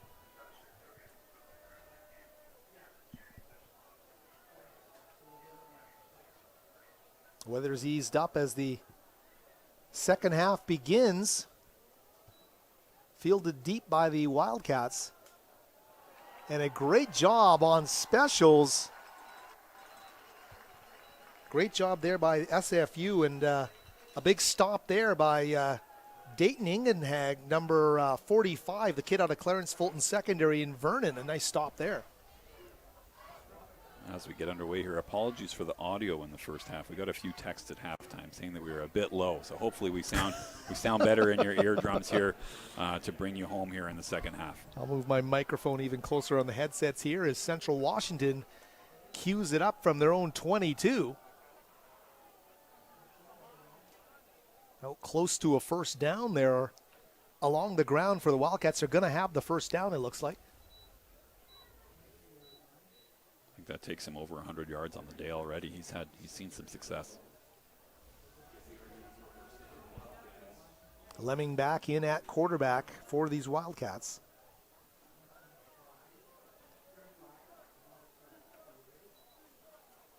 This time a keeper little pitch to the near sideline. Yeah, well played there by Simon Fraser, buttoned up.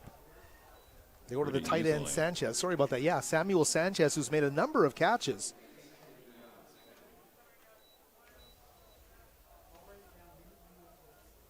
A short gain there for Sanchez.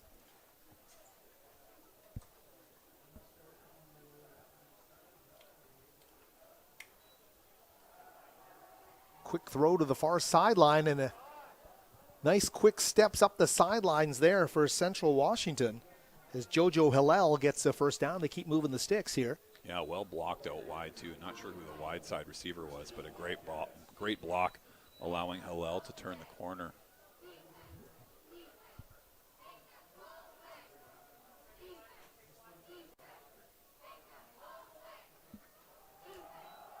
This time the handoff, I believe that's Body back into the game. Hadn't seen him since before the rain delay.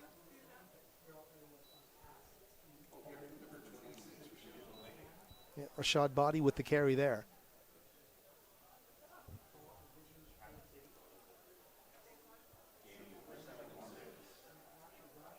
Second and 6 now for Central Washington. Quick throw, straight arm, and a nice gain up the sidelines, close to the 30-yard line there for Central Washington. And Darius Morrison, I believe, with a catch there, the redshirt senior out of Puyallup, Washington, with his first catch of the game. Kimo Hui with the coverage there, pushed him out of bounds. And we haven't called that name yet tonight. Kimo, I believe, the Oregon native in the lineup here for Simon Fraser. And Lemming's going to call time. Didn't like something that he saw there, and he'll chat things over with head coach Chris Fisk. But just speaking to, how we talked about how well this Central team has played in the past. Central has beaten Simon Fraser 13 games in a row. The last Simon Fraser win was back in 2013 down in Ellensburg. So obviously being in this game here this afternoon would be a momentous accomplishment for Simon Fraser. Yeah, there has been some separation in recent years, but this is actually the 49th meeting because back in the old NAIA days when this program was launched, Central Washington, a constant foe on the schedule, 38-10 lifetime heading into this game. And talk about the dominance of Central Washington. The last game Simon Fraser played at home before COVID was November the 16th, 2019. They lost 51-14 to Central Washington. Cool. The rivalry dates back to 1967. Probably one of our first opponents we ever played. Pretty cool. Pretty cool to see the tradition continuing at the Division II level. Here's Lemming stepping back, letting it fly down the sidelines. And Cummings there with the coverage. That pass intended for Tony Archie. We talked about this before the game, though, like the ability for Cummings to be able to stick with Archie. And yeah, Archie's got four catches for 90 yards, but that was great coverage there by Cummings to stick with him and force the incompletion. Lemmings was going there the whole play, bombed it down the left sideline, but no chance for Archie. This time the handoff. Body with a short gain. Just thinking back to those high school days, and I'd be writing those BC high school football reports, and Dennis Kelly, the coach at Notre Dame, would send in the reports, and you'd look on both sides of the ball and special teams, and he was doing everything. Like, he could play anything. He's a special player. Just a special definitely kid. A special talent for sure. Yeah, it was Boseko Lacombo-like in many ways. There's a handoff up the middle. Body with a first down, and Morris spins off a tackle. Can't be stopped. And Body is going to get the touchdown. That was a tough run. Credit the young man with a great run up the middle. Great run there. Bounced off a few Simon Fraser tacklers, taking it all the way into the end zone. A great first drive there by the Wildcats. Really marched it all the way down. Keeps his balance, spins out of it, and keeps going, dragging tacklers at the goal line for the touchdown. 21-14 the lead here. Of course, Central Washington going for 2 on their first touchdown, so they can keep that advantage going here as they keep it ahead of a one-score game with a make here. Well, actually, no. Simon Fraser could come back with their own 2, but Hegarty goes for the single, and it goes through. So 22-14 now the score. And that's a great first drive by the Wildcats. Kudos to them. Came out of halftime, ran the ball pretty well on that drive. Obviously, the big run to cap it, but Simon Fraser looked a little bit out of sorts defensively, and the Wildcats take advantage, able to drive down and increase their lead. Well, they're forcing Simon Fraser. Simon Fraser is forcing Central Washington to look within as well and to be a little bit more creative. And really, if you watch Central Washington and see them live for the first time, you really wouldn't know what their offensive identity is. Even though they've got a lead here, you got to credit Simon Fraser's defense, I think, for a lot of that. Well, and I'm sure at halftime for Central, there's probably players on this or seniors on this Central team that have never lost to Simon Fraser, right? And that means something to those guys in the room too, for sure. And they came out with a renewed sense of energy, able to punch it in there for 7 on the first drive. Metters back again to accept the Wildcats kickoff.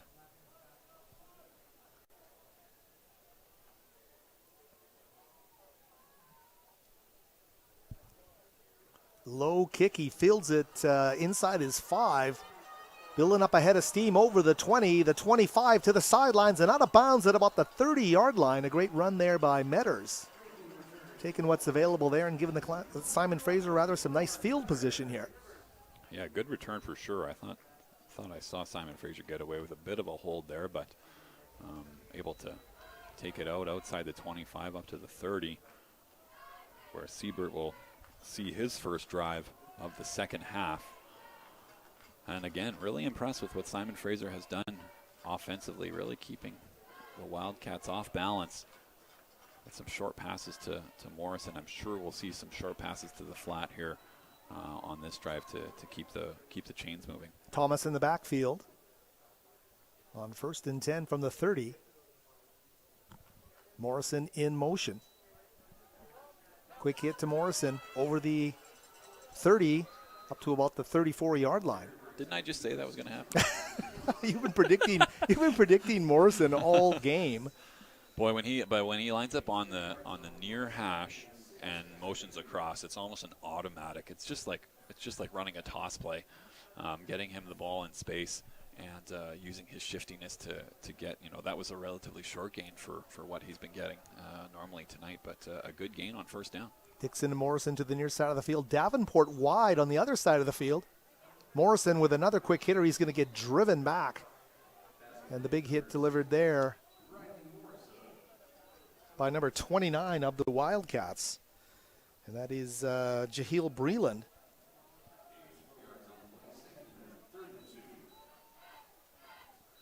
So 3rd and short here. Big conversion here. Big conversion.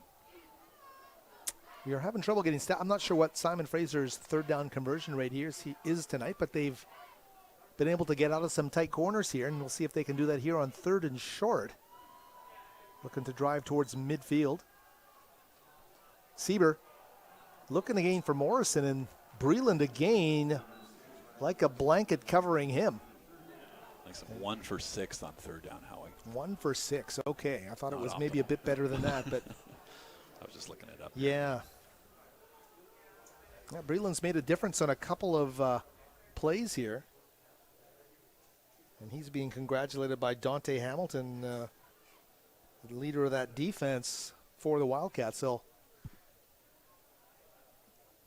punt it away here. Ooh, almost blocked. That one's going to bounce at midfield. Takes a Simon Fraser bounce down to about the 32-yard line. And that's where Central Washington will take over. You know what, Nick? I'll look at this with 10:15 left in the third quarter. This is a pressure point for Simon Fraser in terms of not being able to make any offensive headway after giving up a touchdown on that great run by the Wildcats. Need to stop here. Need to stop here for sure to keep this manageable. Obviously, don't want to go down by 2 scores early in the third here. Going to be up to this defense that made some plays early in the first half. Weren't able to make any big ones on that first drive, so need to stop here. Rashad Body back in the backfield. Lemming turns and fires on the sideline, coming back to the ball. Great coverage. That was Cummings on the far side there. Great coverage Boy, just all over him. Terrell does a great job. Yeah, absolutely. Was running the route for him. Interviewed him, early in fall camp, Nick, and you know he's got so much humility. But he turns to me and he looks at me and he goes, I feel I'm the best corner in this conference, and you got to feel that way, and he's showing. He's playing like it tonight. He certainly is.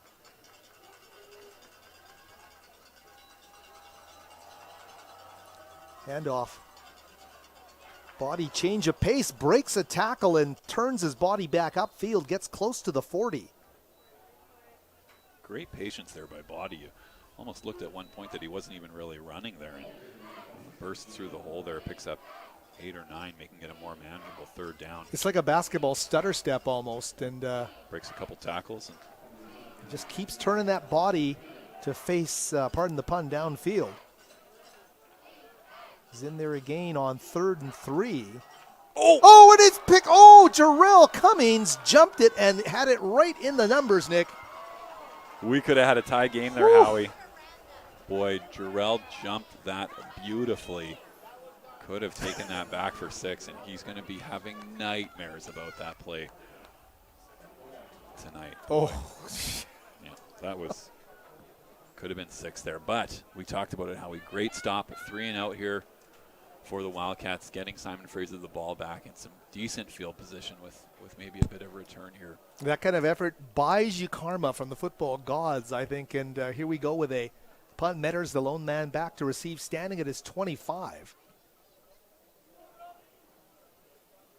Fair catches it at the 32. That punt team was a bit of an issue last week. Had 2 muff punts early in the game, which really flipped the field a few times. Much surer hands here tonight, even in the wet conditions.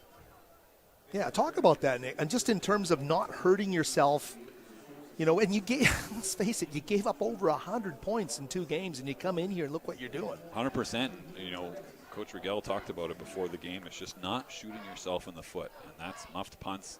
That's the pick 6 that Siebert threw last week coming out of the half, right? You just can't have those big mental mistakes that change the course of the game.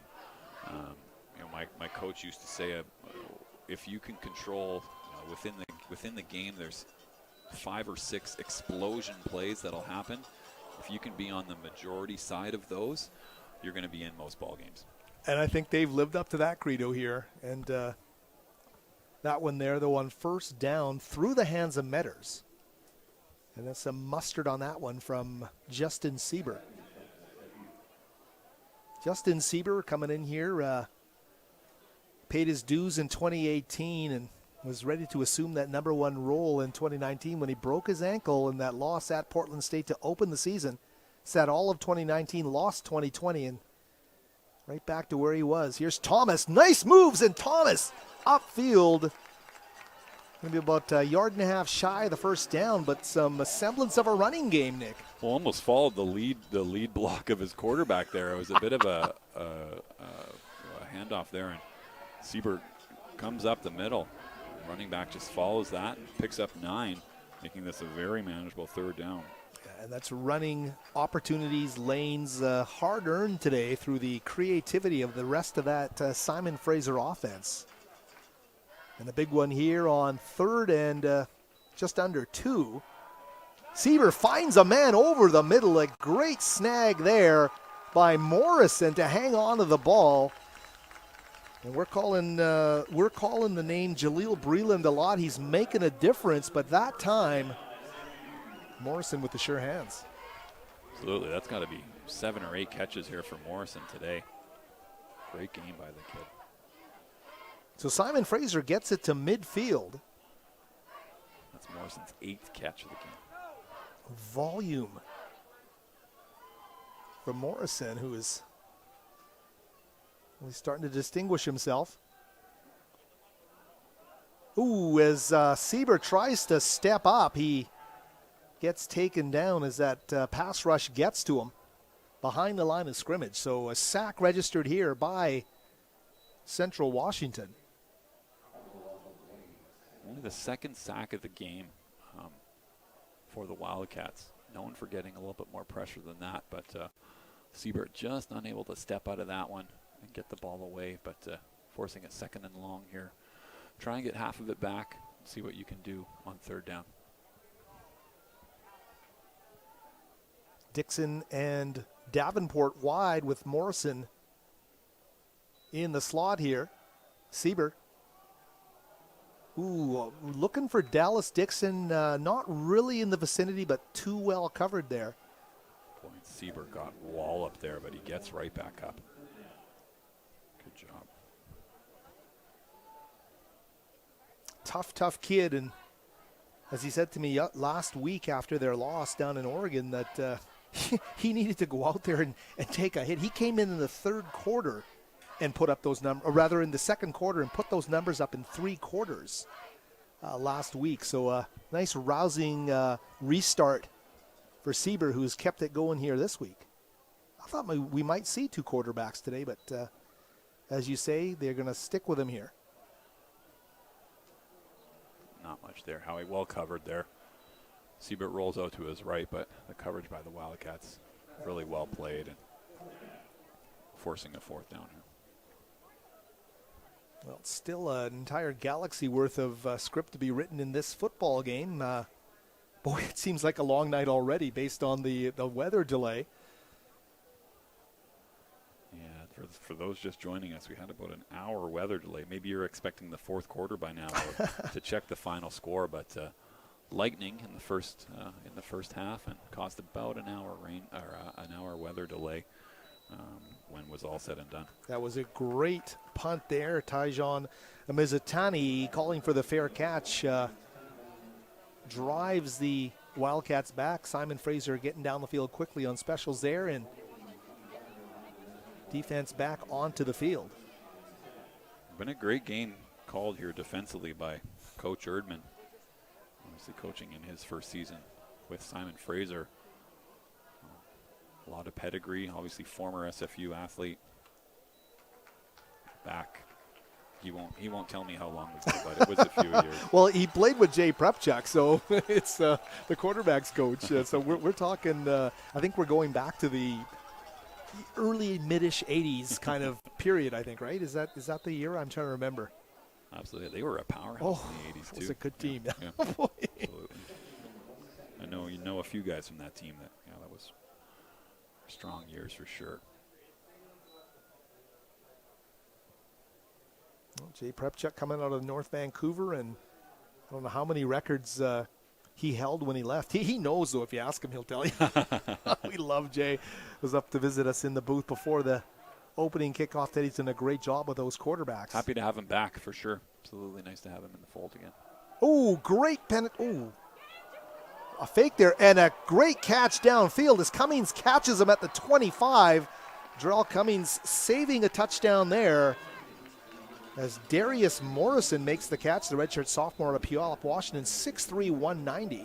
But a great play fake there, Howie. I think it tricked both of us. Fleming just dumping that one over the top. Yeah, I was going to start throwing kudos at Jacob Mozil for getting to the heart of the defense there, but but a flag looks like it's making its way back. So that's a big one off the board. Oh, an eligible man downfield. Wow, that is a costly penalty.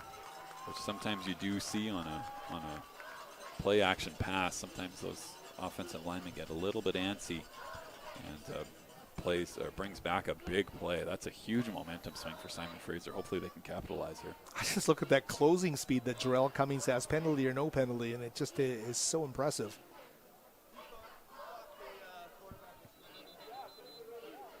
I would argue to say that Jarrell is faster than both of us combined, which is not saying much.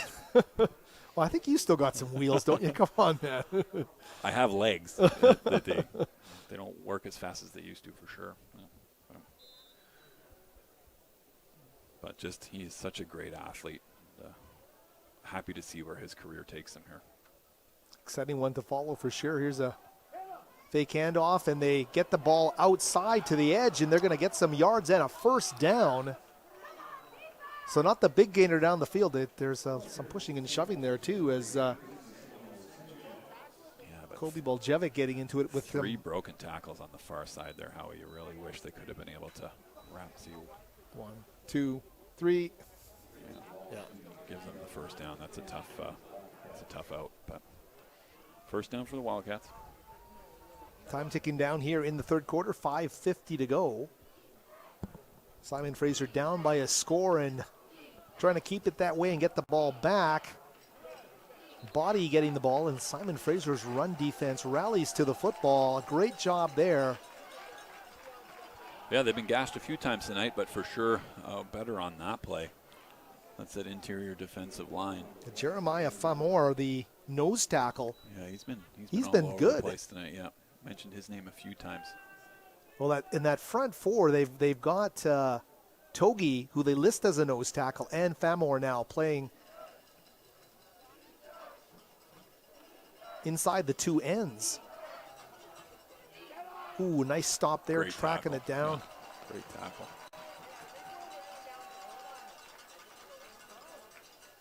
I think that was Nicholson on the far side there. Nicholson 9, yeah, the linebacker.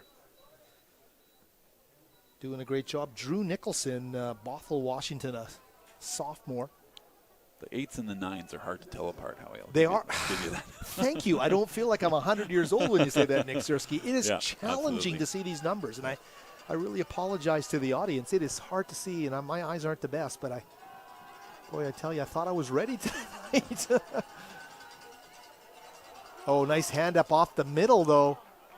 Big gainer for another first down. They're gashing him with the run. This time they go to number 22, Cameron Daniels. Yeah, so if you kind of sold out for the pass there and running back cuts it up inside, you don't usually see a 3rd and 7 run convert for a first down, but they did on that play. Simon Fraser, as we talked about, pressure points, and they survived the last one. They need to bear down here at Fox Field and start to reclaim some of the momentum here from the defensive perspective.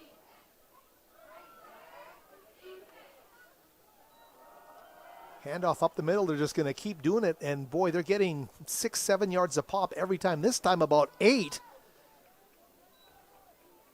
As Daniels is dragged down by a host of tacklers. Yeah, they're definitely finding some success up the middle. Not really running to the edges, but really picking on those interior defensive line and linebacker. Getting some big pushes here on first down. Second and short, you can kind of feel a big shot coming up here from the offense. See what they do here, but perhaps Lemming's going to air one out coming off of those successful runs. Well, it's a handoff again, and this time easily getting the first down, breaking a tackle before he's finally taken down at about the 26-yard line. Again, Cam Daniels. Yeah, just churning through here, and, Lemming maybe not probably admittedly having his best evening tonight, but the run game is putting up some yardage for the Wildcats here. And certainly we talked about the experience that Central Washington brings in so many areas, and the depth on this roster is incredible. Was that Body this time? I think they may have switched it up there.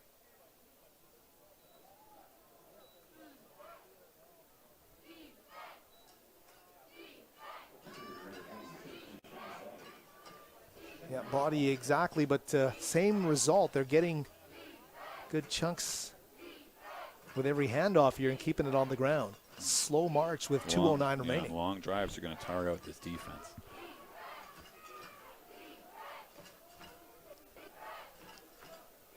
Second and 7.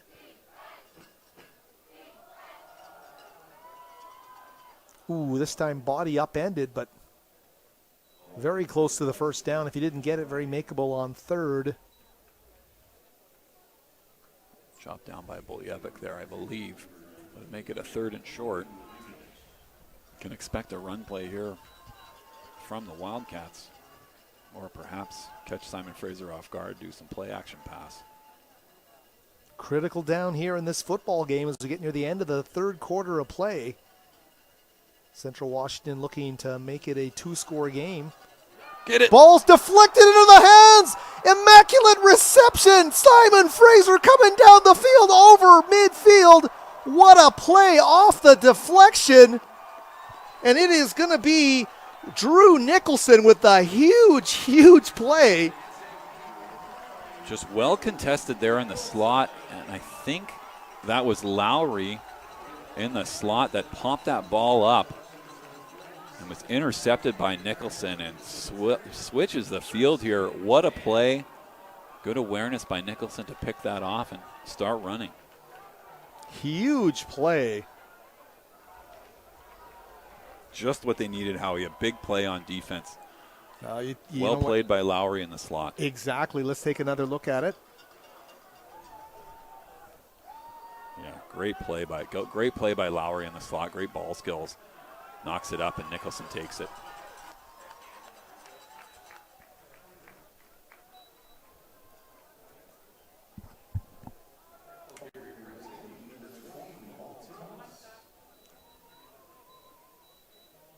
So Simon Fraser now with a short gain and a chance to make things happen.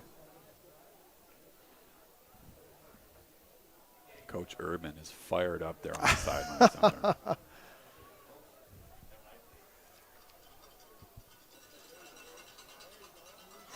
Ooh, threaded a needle looking for Morrison. He would have easily gotten the first down with that grab at about the 38-yard line, but through his hands. It's Hamilton again causing some issue there. Looked like he might have got a hand in there, but he's been really disruptive here. Yeah, he's been all over the place too, for sure. So Simon Fraser now facing a third down after the dramatic recovery off the deflection. Mason Glover in motion. Screen pass. Yeah. Down the sidelines to Thomas. Not much there. Well read by the Wildcats. We'll see what the decision is here. It'll be 4th and medium, whether they leave the offense on the field, and it looks like they are. Wow, okay, that's a big call here for Simon Fraser. If they can get the 4th down here. That is a long 4th down. 15 seconds left on the play clock, so they will have to make the play here before the end of the quarter. They're calling it 4th and 7. I think it's closer to 4th and 8, but timeout here by Coach Riel. Maybe talk it over here. We'll see. This would be a huge momentum swing here for Simon Fraser if they can keep the ball here, get a first down going into the 4th quarter. Well, they've been unpredictable enough, and that's been one of the joys of watching this Simon Fraser team tonight. Nick, what is Coach Riggs and the rest of the group here going to pull out of the magic bag here? I just love how they are being unpredictable. They're aside from the Morrissey shots to the flat, where he's caught about 10 of his passes tonight. They're really keeping the Wildcats on edge, and ability for Siebert to throw that deep ball has been really good, and keeping that Wildcat offense honest. Often, I'm seeing one of their safeties creep down into the box, but that leaves a lot of space over the top. Maybe we'll see a couple deep shots here in the 4th quarter, or as we head into the 4th quarter. But again, big spot here for Simon Fraser. So here we go, 4th and 7, 8 seconds left in the 3rd quarter. Sieber looking downfield, has a man, and going to come up short there as he's looking. And he had him too, but that is a tough throw coming back across your body when you're rolling out to your wrong side. Pretty well buttoned up there by the Wildcats. They didn't bring any pressure, but they definitely made Siebert roll out with just that 4-man rush. Ryan Naylor, the 6'3" receiver out of Stadium High School in Tacoma, getting a chance there. He's been targeted a couple of times here tonight. Just falls incomplete. So that's a big stop there for the Wildcats as well. Now they'll get the ball in pretty good field position here as we head into the fourth quarter. Finally arriving at the fourth quarter here, as Nick says, and Simon Fraser playing a terrific football game tonight. It's almost past my bedtime.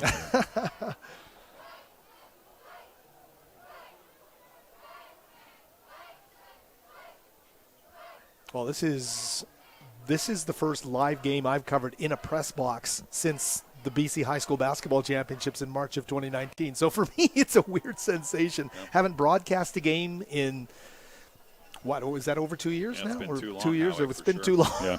So getting our chops down tonight. So thanks for your patience here. It's not going to work too well for the Wildcats. Yeah, Lemming not really known for being fleet of foot, but defensive end there for Simon Fraser crashing down, and Lemming with the decision to pull it, but that's definitely not what they want their 6'6" QB doing every play, that's for sure. And he runs into trouble quickly. I think that was Mozile. But they're having great success doing this, and again, a first down as they go up the middle and find those yards. That offensive line gaining traction and making the holes here as Body once again going up the middle for another first down. This time 1st and 10 at the Simon Fraser 44-yard line.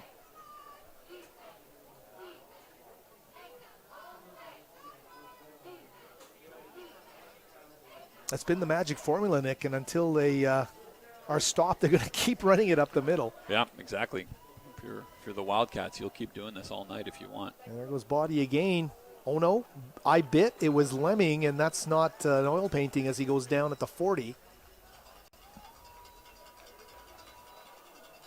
Yeah, we might see a lot of this because it just doesn't quite seem like Lemming is on the same page with his receivers tonight, other than a few nice throws to Archie, and a few of the other receivers, Hillel as well.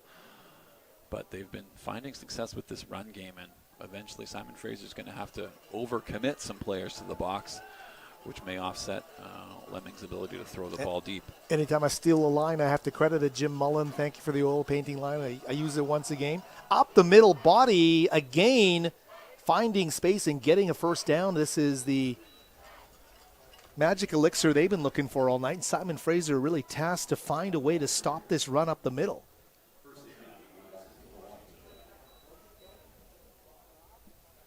Yeah, they just keep churning through first downs here, Howie.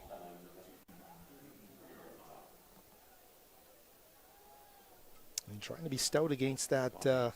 Body's up over 150 yards tonight. Wow. Certainly the more experienced group, and right now, Lemming keeps it, throws it, has a man, and he's taken down at about the 6-yard line. Great job there. Flag here on the far side, though. We'll see what it is, if it's going to bring it back. Darius Morrison was the guy who caught the football. We'll see what the offensive line is walking backwards. Never a good sign. There you go.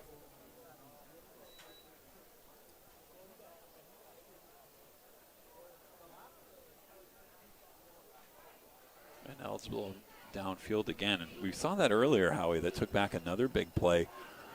And it's just that offensive line getting too aggressive with selling that run, and Lemming holding the ball maybe a count too long while he reads the coverage, puts the offensive line in a compromised position and brings back a big play. Simon Fraser Chance to see if they can stop this run. Again, they can't, and Body just keeps racking up the yardage.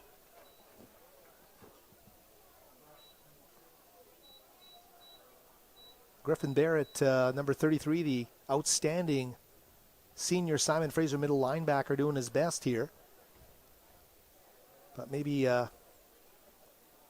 Simon Fraser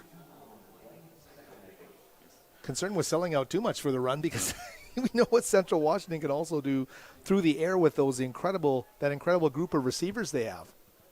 So right now, momentum and flow certainly on their side as they continue their march downfield. No surprise, dancing in traffic, and very, very close to another first down as they get close to the red zone here. Should be third and short here, but going to catch Simon Fraser. Yeah. They want to play with some tempo, and it pays off as Body breaks tackles and finally gets dragged down at about the 12-yard line. Yeah, that was well played by the Wildcats there. The flag will be against Simon Fraser for too many men on the field, but Central will take the play.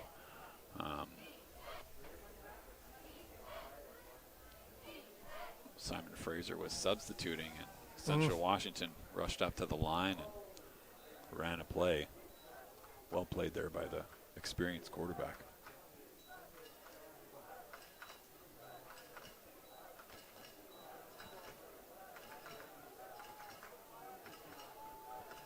So this march continues. And as dominant as Central Washington has looked all night on this drive, playing some power football, and they refuse to relent. It'd be all too fitting that the running back's name is Body as he continues to play physical football with Simon Fraser's defense.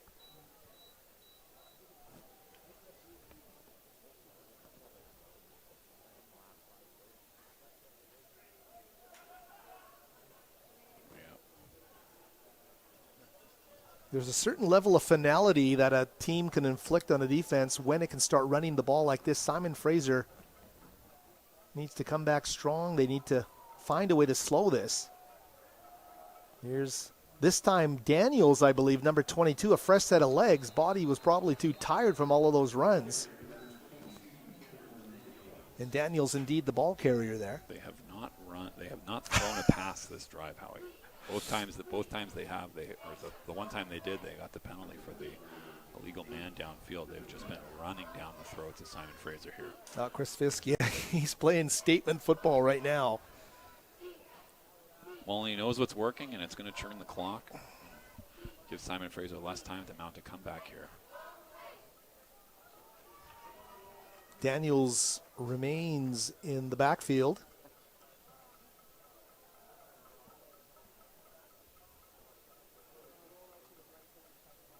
This time Lemming keeping, looking, running, and diving towards the sideline. I don't think he made it.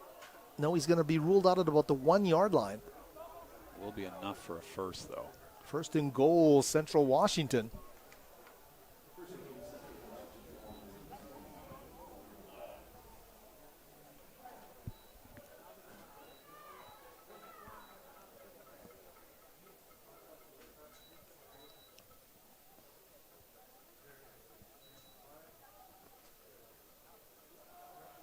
There's Daniels, and he's going to force his way into the end zone, and the officials do signal touchdown, Central Washington. Yeah, no surprise there, Howie. That drive basically challenges you to respond, and it's, you know what, it's will testing. It's what it's meant to do. It was such a statement by Central Washington. We'll see how Simon Fraser responds. The point after to come first. Took 6 minutes off the clock. Made it a 2-score game, and yeah, great drive there by Coach Fisk and his team. Old-fashioned football from Central Washington as they run it up the gut the whole way down the field. And Haggerty will add the point after. So obviously still time here for Simon Fraser to mount to comeback. Plenty of time. But going to need obviously 2 scores and a 2-point conversion. Well, there is a certain no-quit quality that we have seen. I think it was hard to detect against Idaho. That was just a superior FCS opponent in week 1, Nick. But you know what? As downtrodden as things got, they refused to quit last week, and they built something special for themselves just by scoring those 2 late touchdowns to Kalen Johnson, who we haven't heard a lot from tonight, but we certainly know he's there and capable, especially with the deep ball. Absolutely, and you know that the confidence just continues to grow here as Simon Fraser, you know, hanging with this really strong Wildcat team. But gonna need some big plays here over these last 9 minutes under the darkness here at the new SFU Stadium. Well, the kid from Vancouver, Washington, Metters, is awaiting the kickoff at about his own 5-yard line. As Central puts toe to leather here, and Metters approaches it. He's going to get a return out of this one. Ooh, tries to break a tackle, is going to get snowed under. And a tackle there made by number 30, Matt Wheaton, and the safety, the redshirt junior out of Renton, Washington, a Gannon University transfer, making the stop there on special teams. Yeah, haven't had much on the return game here tonight, Howie. Pretty Wildcats have done a pretty good job of getting down the field and making tackles inside the 25. Simon Fraser has been resilient. They've been entertaining. They've been improved. And they want to have that reflect in the final score here with a victory. And they will do anything they can here over the final 8:54 to get as close as they can and keep their work ethic going right to the final whistle. This time a handoff. And they're going to get some positive yardage. First time they've gone to the run on first down all night, Nick, if I'm not mistaken. Yeah, nice cut there up the left side. That Central Washington right side of the defense kind of collapsed in. Was able to cut it. Thomas was able to cut it up and get about 6. Well, as that offensive line keeps maturing, you know, Glover and Thomas, I think, have the goods to make things happen here.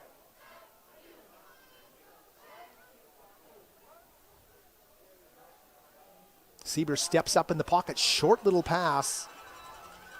He goes to Thomas out of the backfield, and nice gainer there for a first down. It'll move the chains.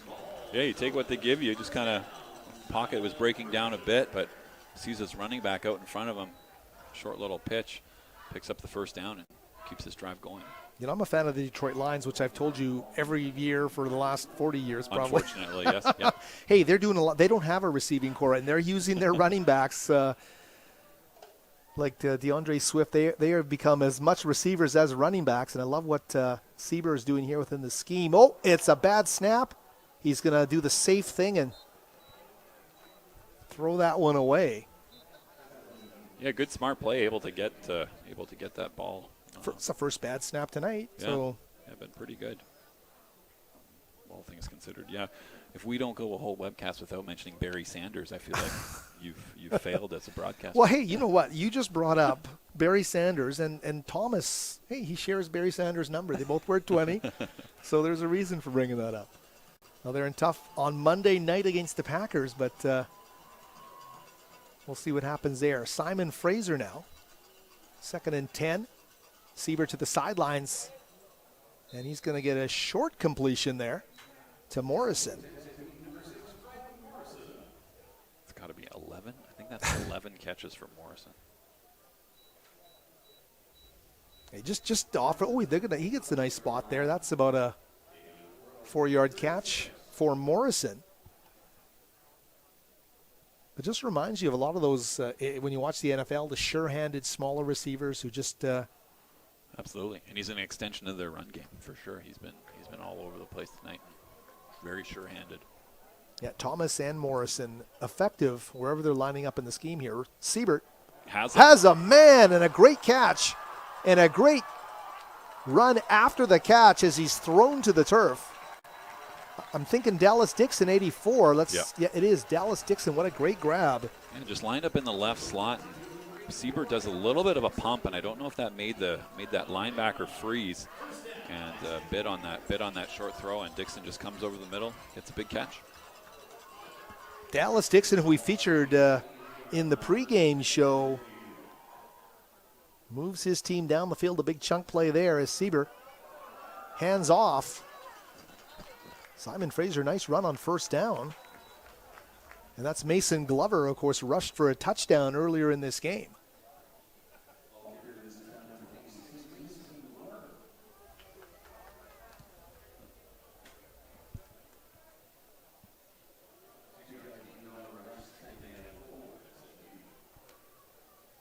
So Simon Fraser is starting to get close to knocking on the door here just outside of the red zone. Glover stays in the game. Sieber. Ooh, on the sidelines.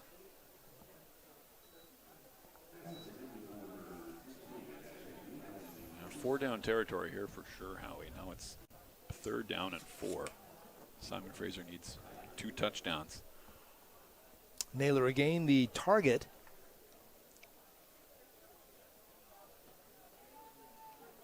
Got to start to play to the strengths of Justin Sieber's arm, the touch, all of the things he brings here in the passing game as they sit just outside the red zone. Ooh, that's a grab that could almost have been a face mask there as Glover gets a short gain. Great job breaking the tackle and getting the first down, though. Really fought through that. Over the first down, excuse me, the first down. Got it, yep. Really Great well job played. by Glover, yes. Didn't look like there was much there, but Glover breaks that tackle and gets a first down. It's only their 10th running play of the game, Howie, as opposed to 46 pass attempts. For Simon Fraser. Well, that falls in what Coach Rigel would call the 80-20. Almost exactly. Sieber back. Having to scramble, looks downfield, and out of bounds. Out of bounds. Almost got his toe down. That was a nice play there. And that looked like that was Patrick Rogers coming down with the ball out of bounds. Yeah, it was 0. Yeah, great play by him. Kind of threw it into double coverage there. But. Well, based on the way that Central marched it, and you talked about clock-killing drive, Nick, Simon Fraser needs to put points on the board here.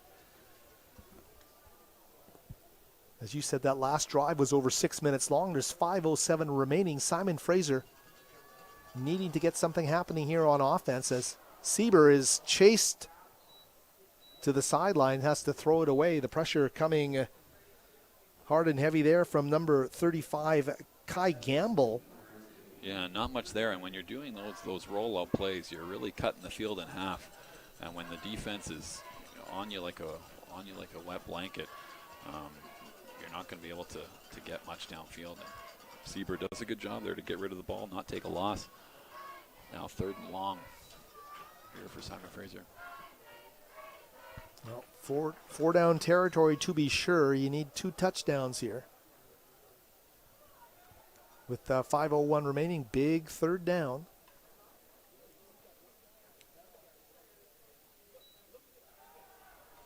Sieber chased out of the pocket, and he is going to take a hit, and he will go down. And again, and this time Akamus, the linebacker out of Woodinville, Washington, the redshirt sophomore, gets in there. Yeah, but it was the pressure from Dante Hamilton, big number 44, who we've talked about lots of times tonight, that caused Sieber to tuck that ball and kind of look for other options. Not able to get much, and now 4th and very long for Simon Fraser. Those graduate student players are like seasoned U Sport players just in terms of their experience, and you don't see too many of them these days. Of course, the COVID stuff has changed a lot of the stuff here. Oh, a flag is going to fly here. Is that a false start by Simon Fraser? I think that was Corning there, the right tackle. Whew, ill-timed. The freshman, 6'5", 285. That's a good frame. That's a good frame. It is. When I was putting my chart together, I stopped and looked at that and checked it again. It's nice to have. Good development project for sure for Simon Fraser. But this time, Simon Fraser going backwards.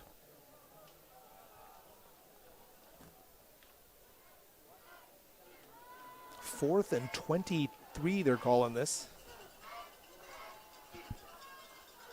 Huge play. Sieber does what he has to do, puts it up.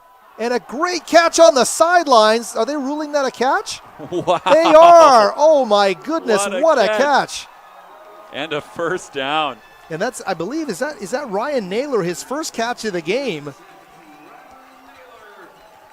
Wow. And I'm looking at the parents wearing those Naylor jerseys right in front of us in the crowd here, and they are thrilled. Excited. That is Absolutely. a huge catch. What a catch down the sideline there. That's dialed up, you know what, in the nick of time. That is exactly what the doctor orders. Siebert knew what he needed to do. He knew he needed 23 yards, so hucked it up there, and a great catch by Naylor. He had Zach Steckline right in his face, the defensive lineman from the Central Washington defense, right in his face, and he nails the throw downfield, and what a great catch by Naylor. Ooh, and this time Mason Glover taking a big hit. The ball comes loose, but they're saying, and that's a huge turnover. And you'll see the ferocity with which they came out of the backfield on that one, and they just stopped Mason Glover cold in the backfield. Yeah, it looked like. Oh. I almost thought he was down, but the officials very quick to rule that Central Washington football.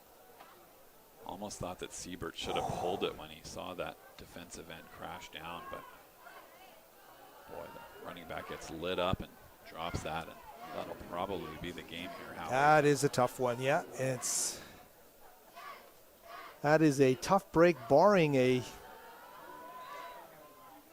huge miscue here by the Wildcats. And you know what they're going to start doing in terms of running that football. Yeah. Gang tackled by Simon Fraser.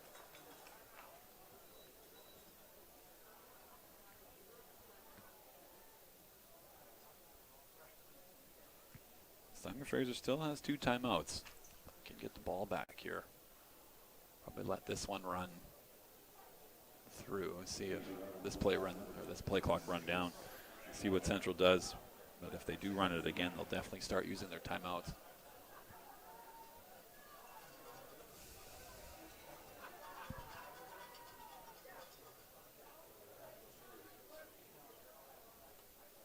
Run it down to 218. Again, up the gut. Body gets taken down. Here they'll take a timeout, yeah. That'll be their second. Still have 1 left. It'll set up a big third down here. Big stop needed here on 3rd down. Setting up our matchup next week, Howie will be back in the building. Same time, same place. Next Saturday night against Western Oregon, who lost today to Portland State, 21-7. Earlier GNAC action. But excited to be back next weekend. Obviously, the stream will be live on our YouTube channel, but also if you feel like checking out this brand new stadium live. Oh, boy. Mr. Tube Steak food truck was a hit tonight. I looked at the line at halftime. I couldn't wait. But get your tickets at athletics.sfu.ca. And obviously for all of our score stats, all the things you need, check out athletics.sfu.ca.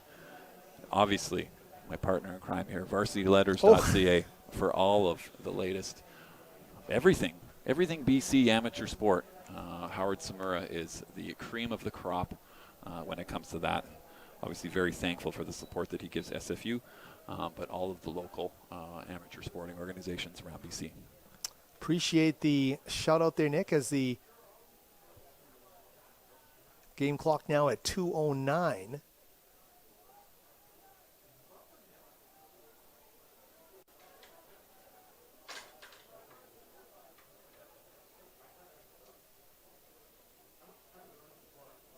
Is it a clock issue? Is that what the officials it must be just a little bit of a pause here. Referee's talking to the sideline official. It's tough here in the press box. We can't quite hear what the referee's mic is saying. I think they're saying, I heard 2:13, and indeed 2:13 now on the clock. All right.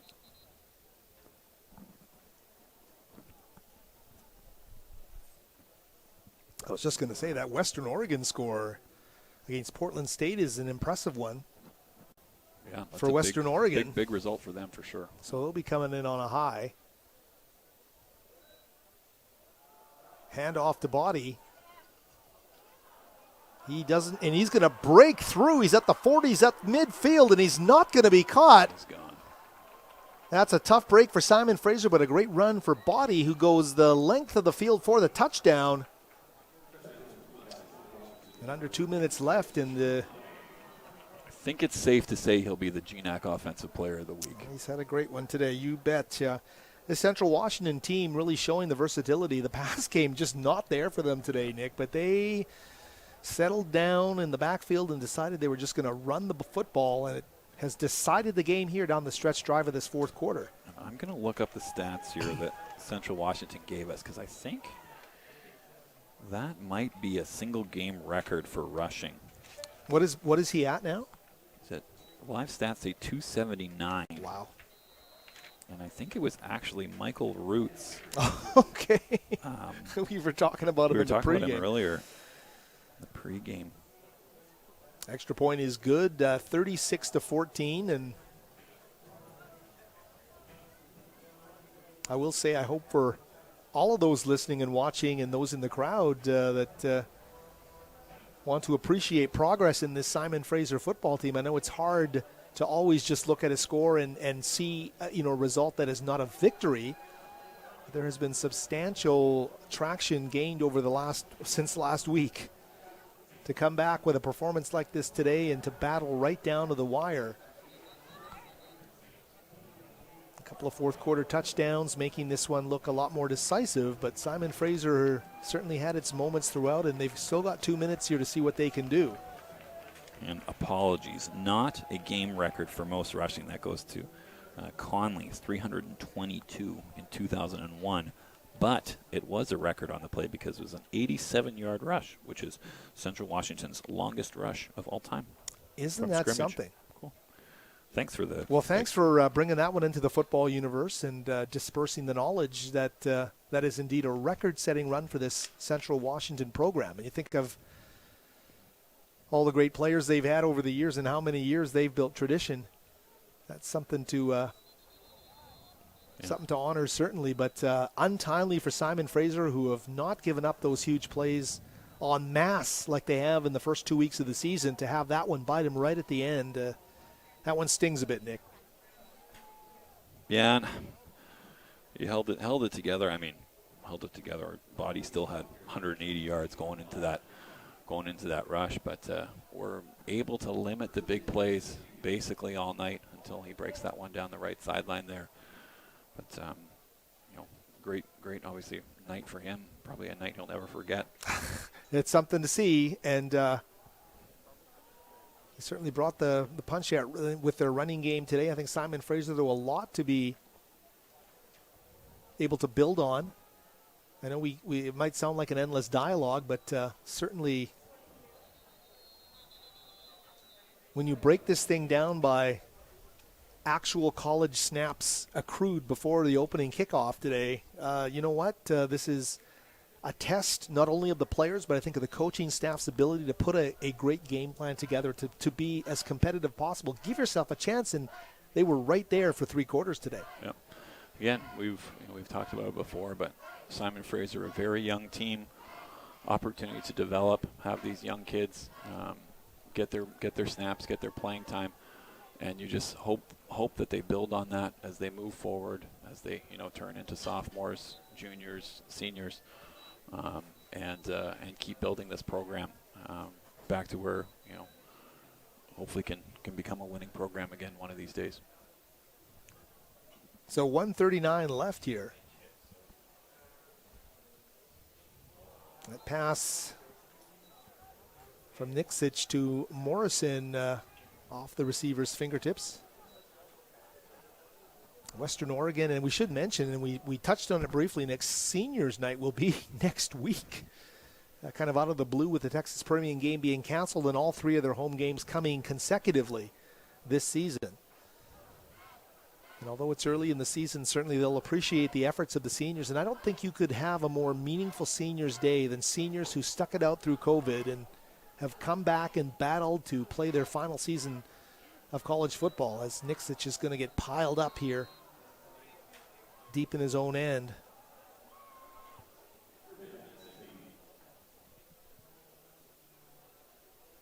So for all those seniors, certainly a chance to be appreciated by the hometown crowd. And that's another thing we need to touch on. Certainly some of the fans have left here. There was a lightning delay of about 45 to 50 minutes towards the end of the first quarter. Let's not forget this was a 6 p.m. start here at Fox Field. A great atmosphere for those of you who haven't been able to check out the new stadium up here on at Terry Fox Field. Beautiful sight lines, beautiful covered seating, and a great way to watch the game. Well, the official announced crowd tonight, 704, and some nice moments to connect between the crowd and the team, especially heading into halftime when they gave the team a standing ovation coming off the field. Certainly great to see this tight-knit SFU football community transferring that energy to the players who were waving as they ran into the locker room. And the clock will tick down here, Howie. Probably not going to run another play here for Simon Fraser, but all in all, an impressive performance. I mean, for both teams. Obviously, Central comes away with the win, but Simon Fraser showed a lot of guts tonight, and a lot of positivity on offense and defense that we hadn't seen through the first 2 weeks. So, week 3 here, definitely an opportunity to grow and build as a team, and excited for what's to come. Great way to put it, Nick, and I can't agree with you more as the two teams shake hands after this football game ends. 36-14, our final score here from the very first official game played at SFU Stadium at Terry Fox Field. I am Howard Smurra. My thanks to everybody involved in the production. Nick, I'll let you sign it off, but thanks again for being here, and can't wait for the call next week. Happy to be back, Howie. Such a fantastic setting here tonight. Big thanks to Steve Frost and the marketing communications team, all the event team that made this in-person event happen. So many different variables, hosting in a brand new stadium. Awesome time here tonight. Looks like the fans are going away happy and had a great experience here tonight. So for Howard Samura, I'm Nick Sersky. We'll see you again next week. Go SFU.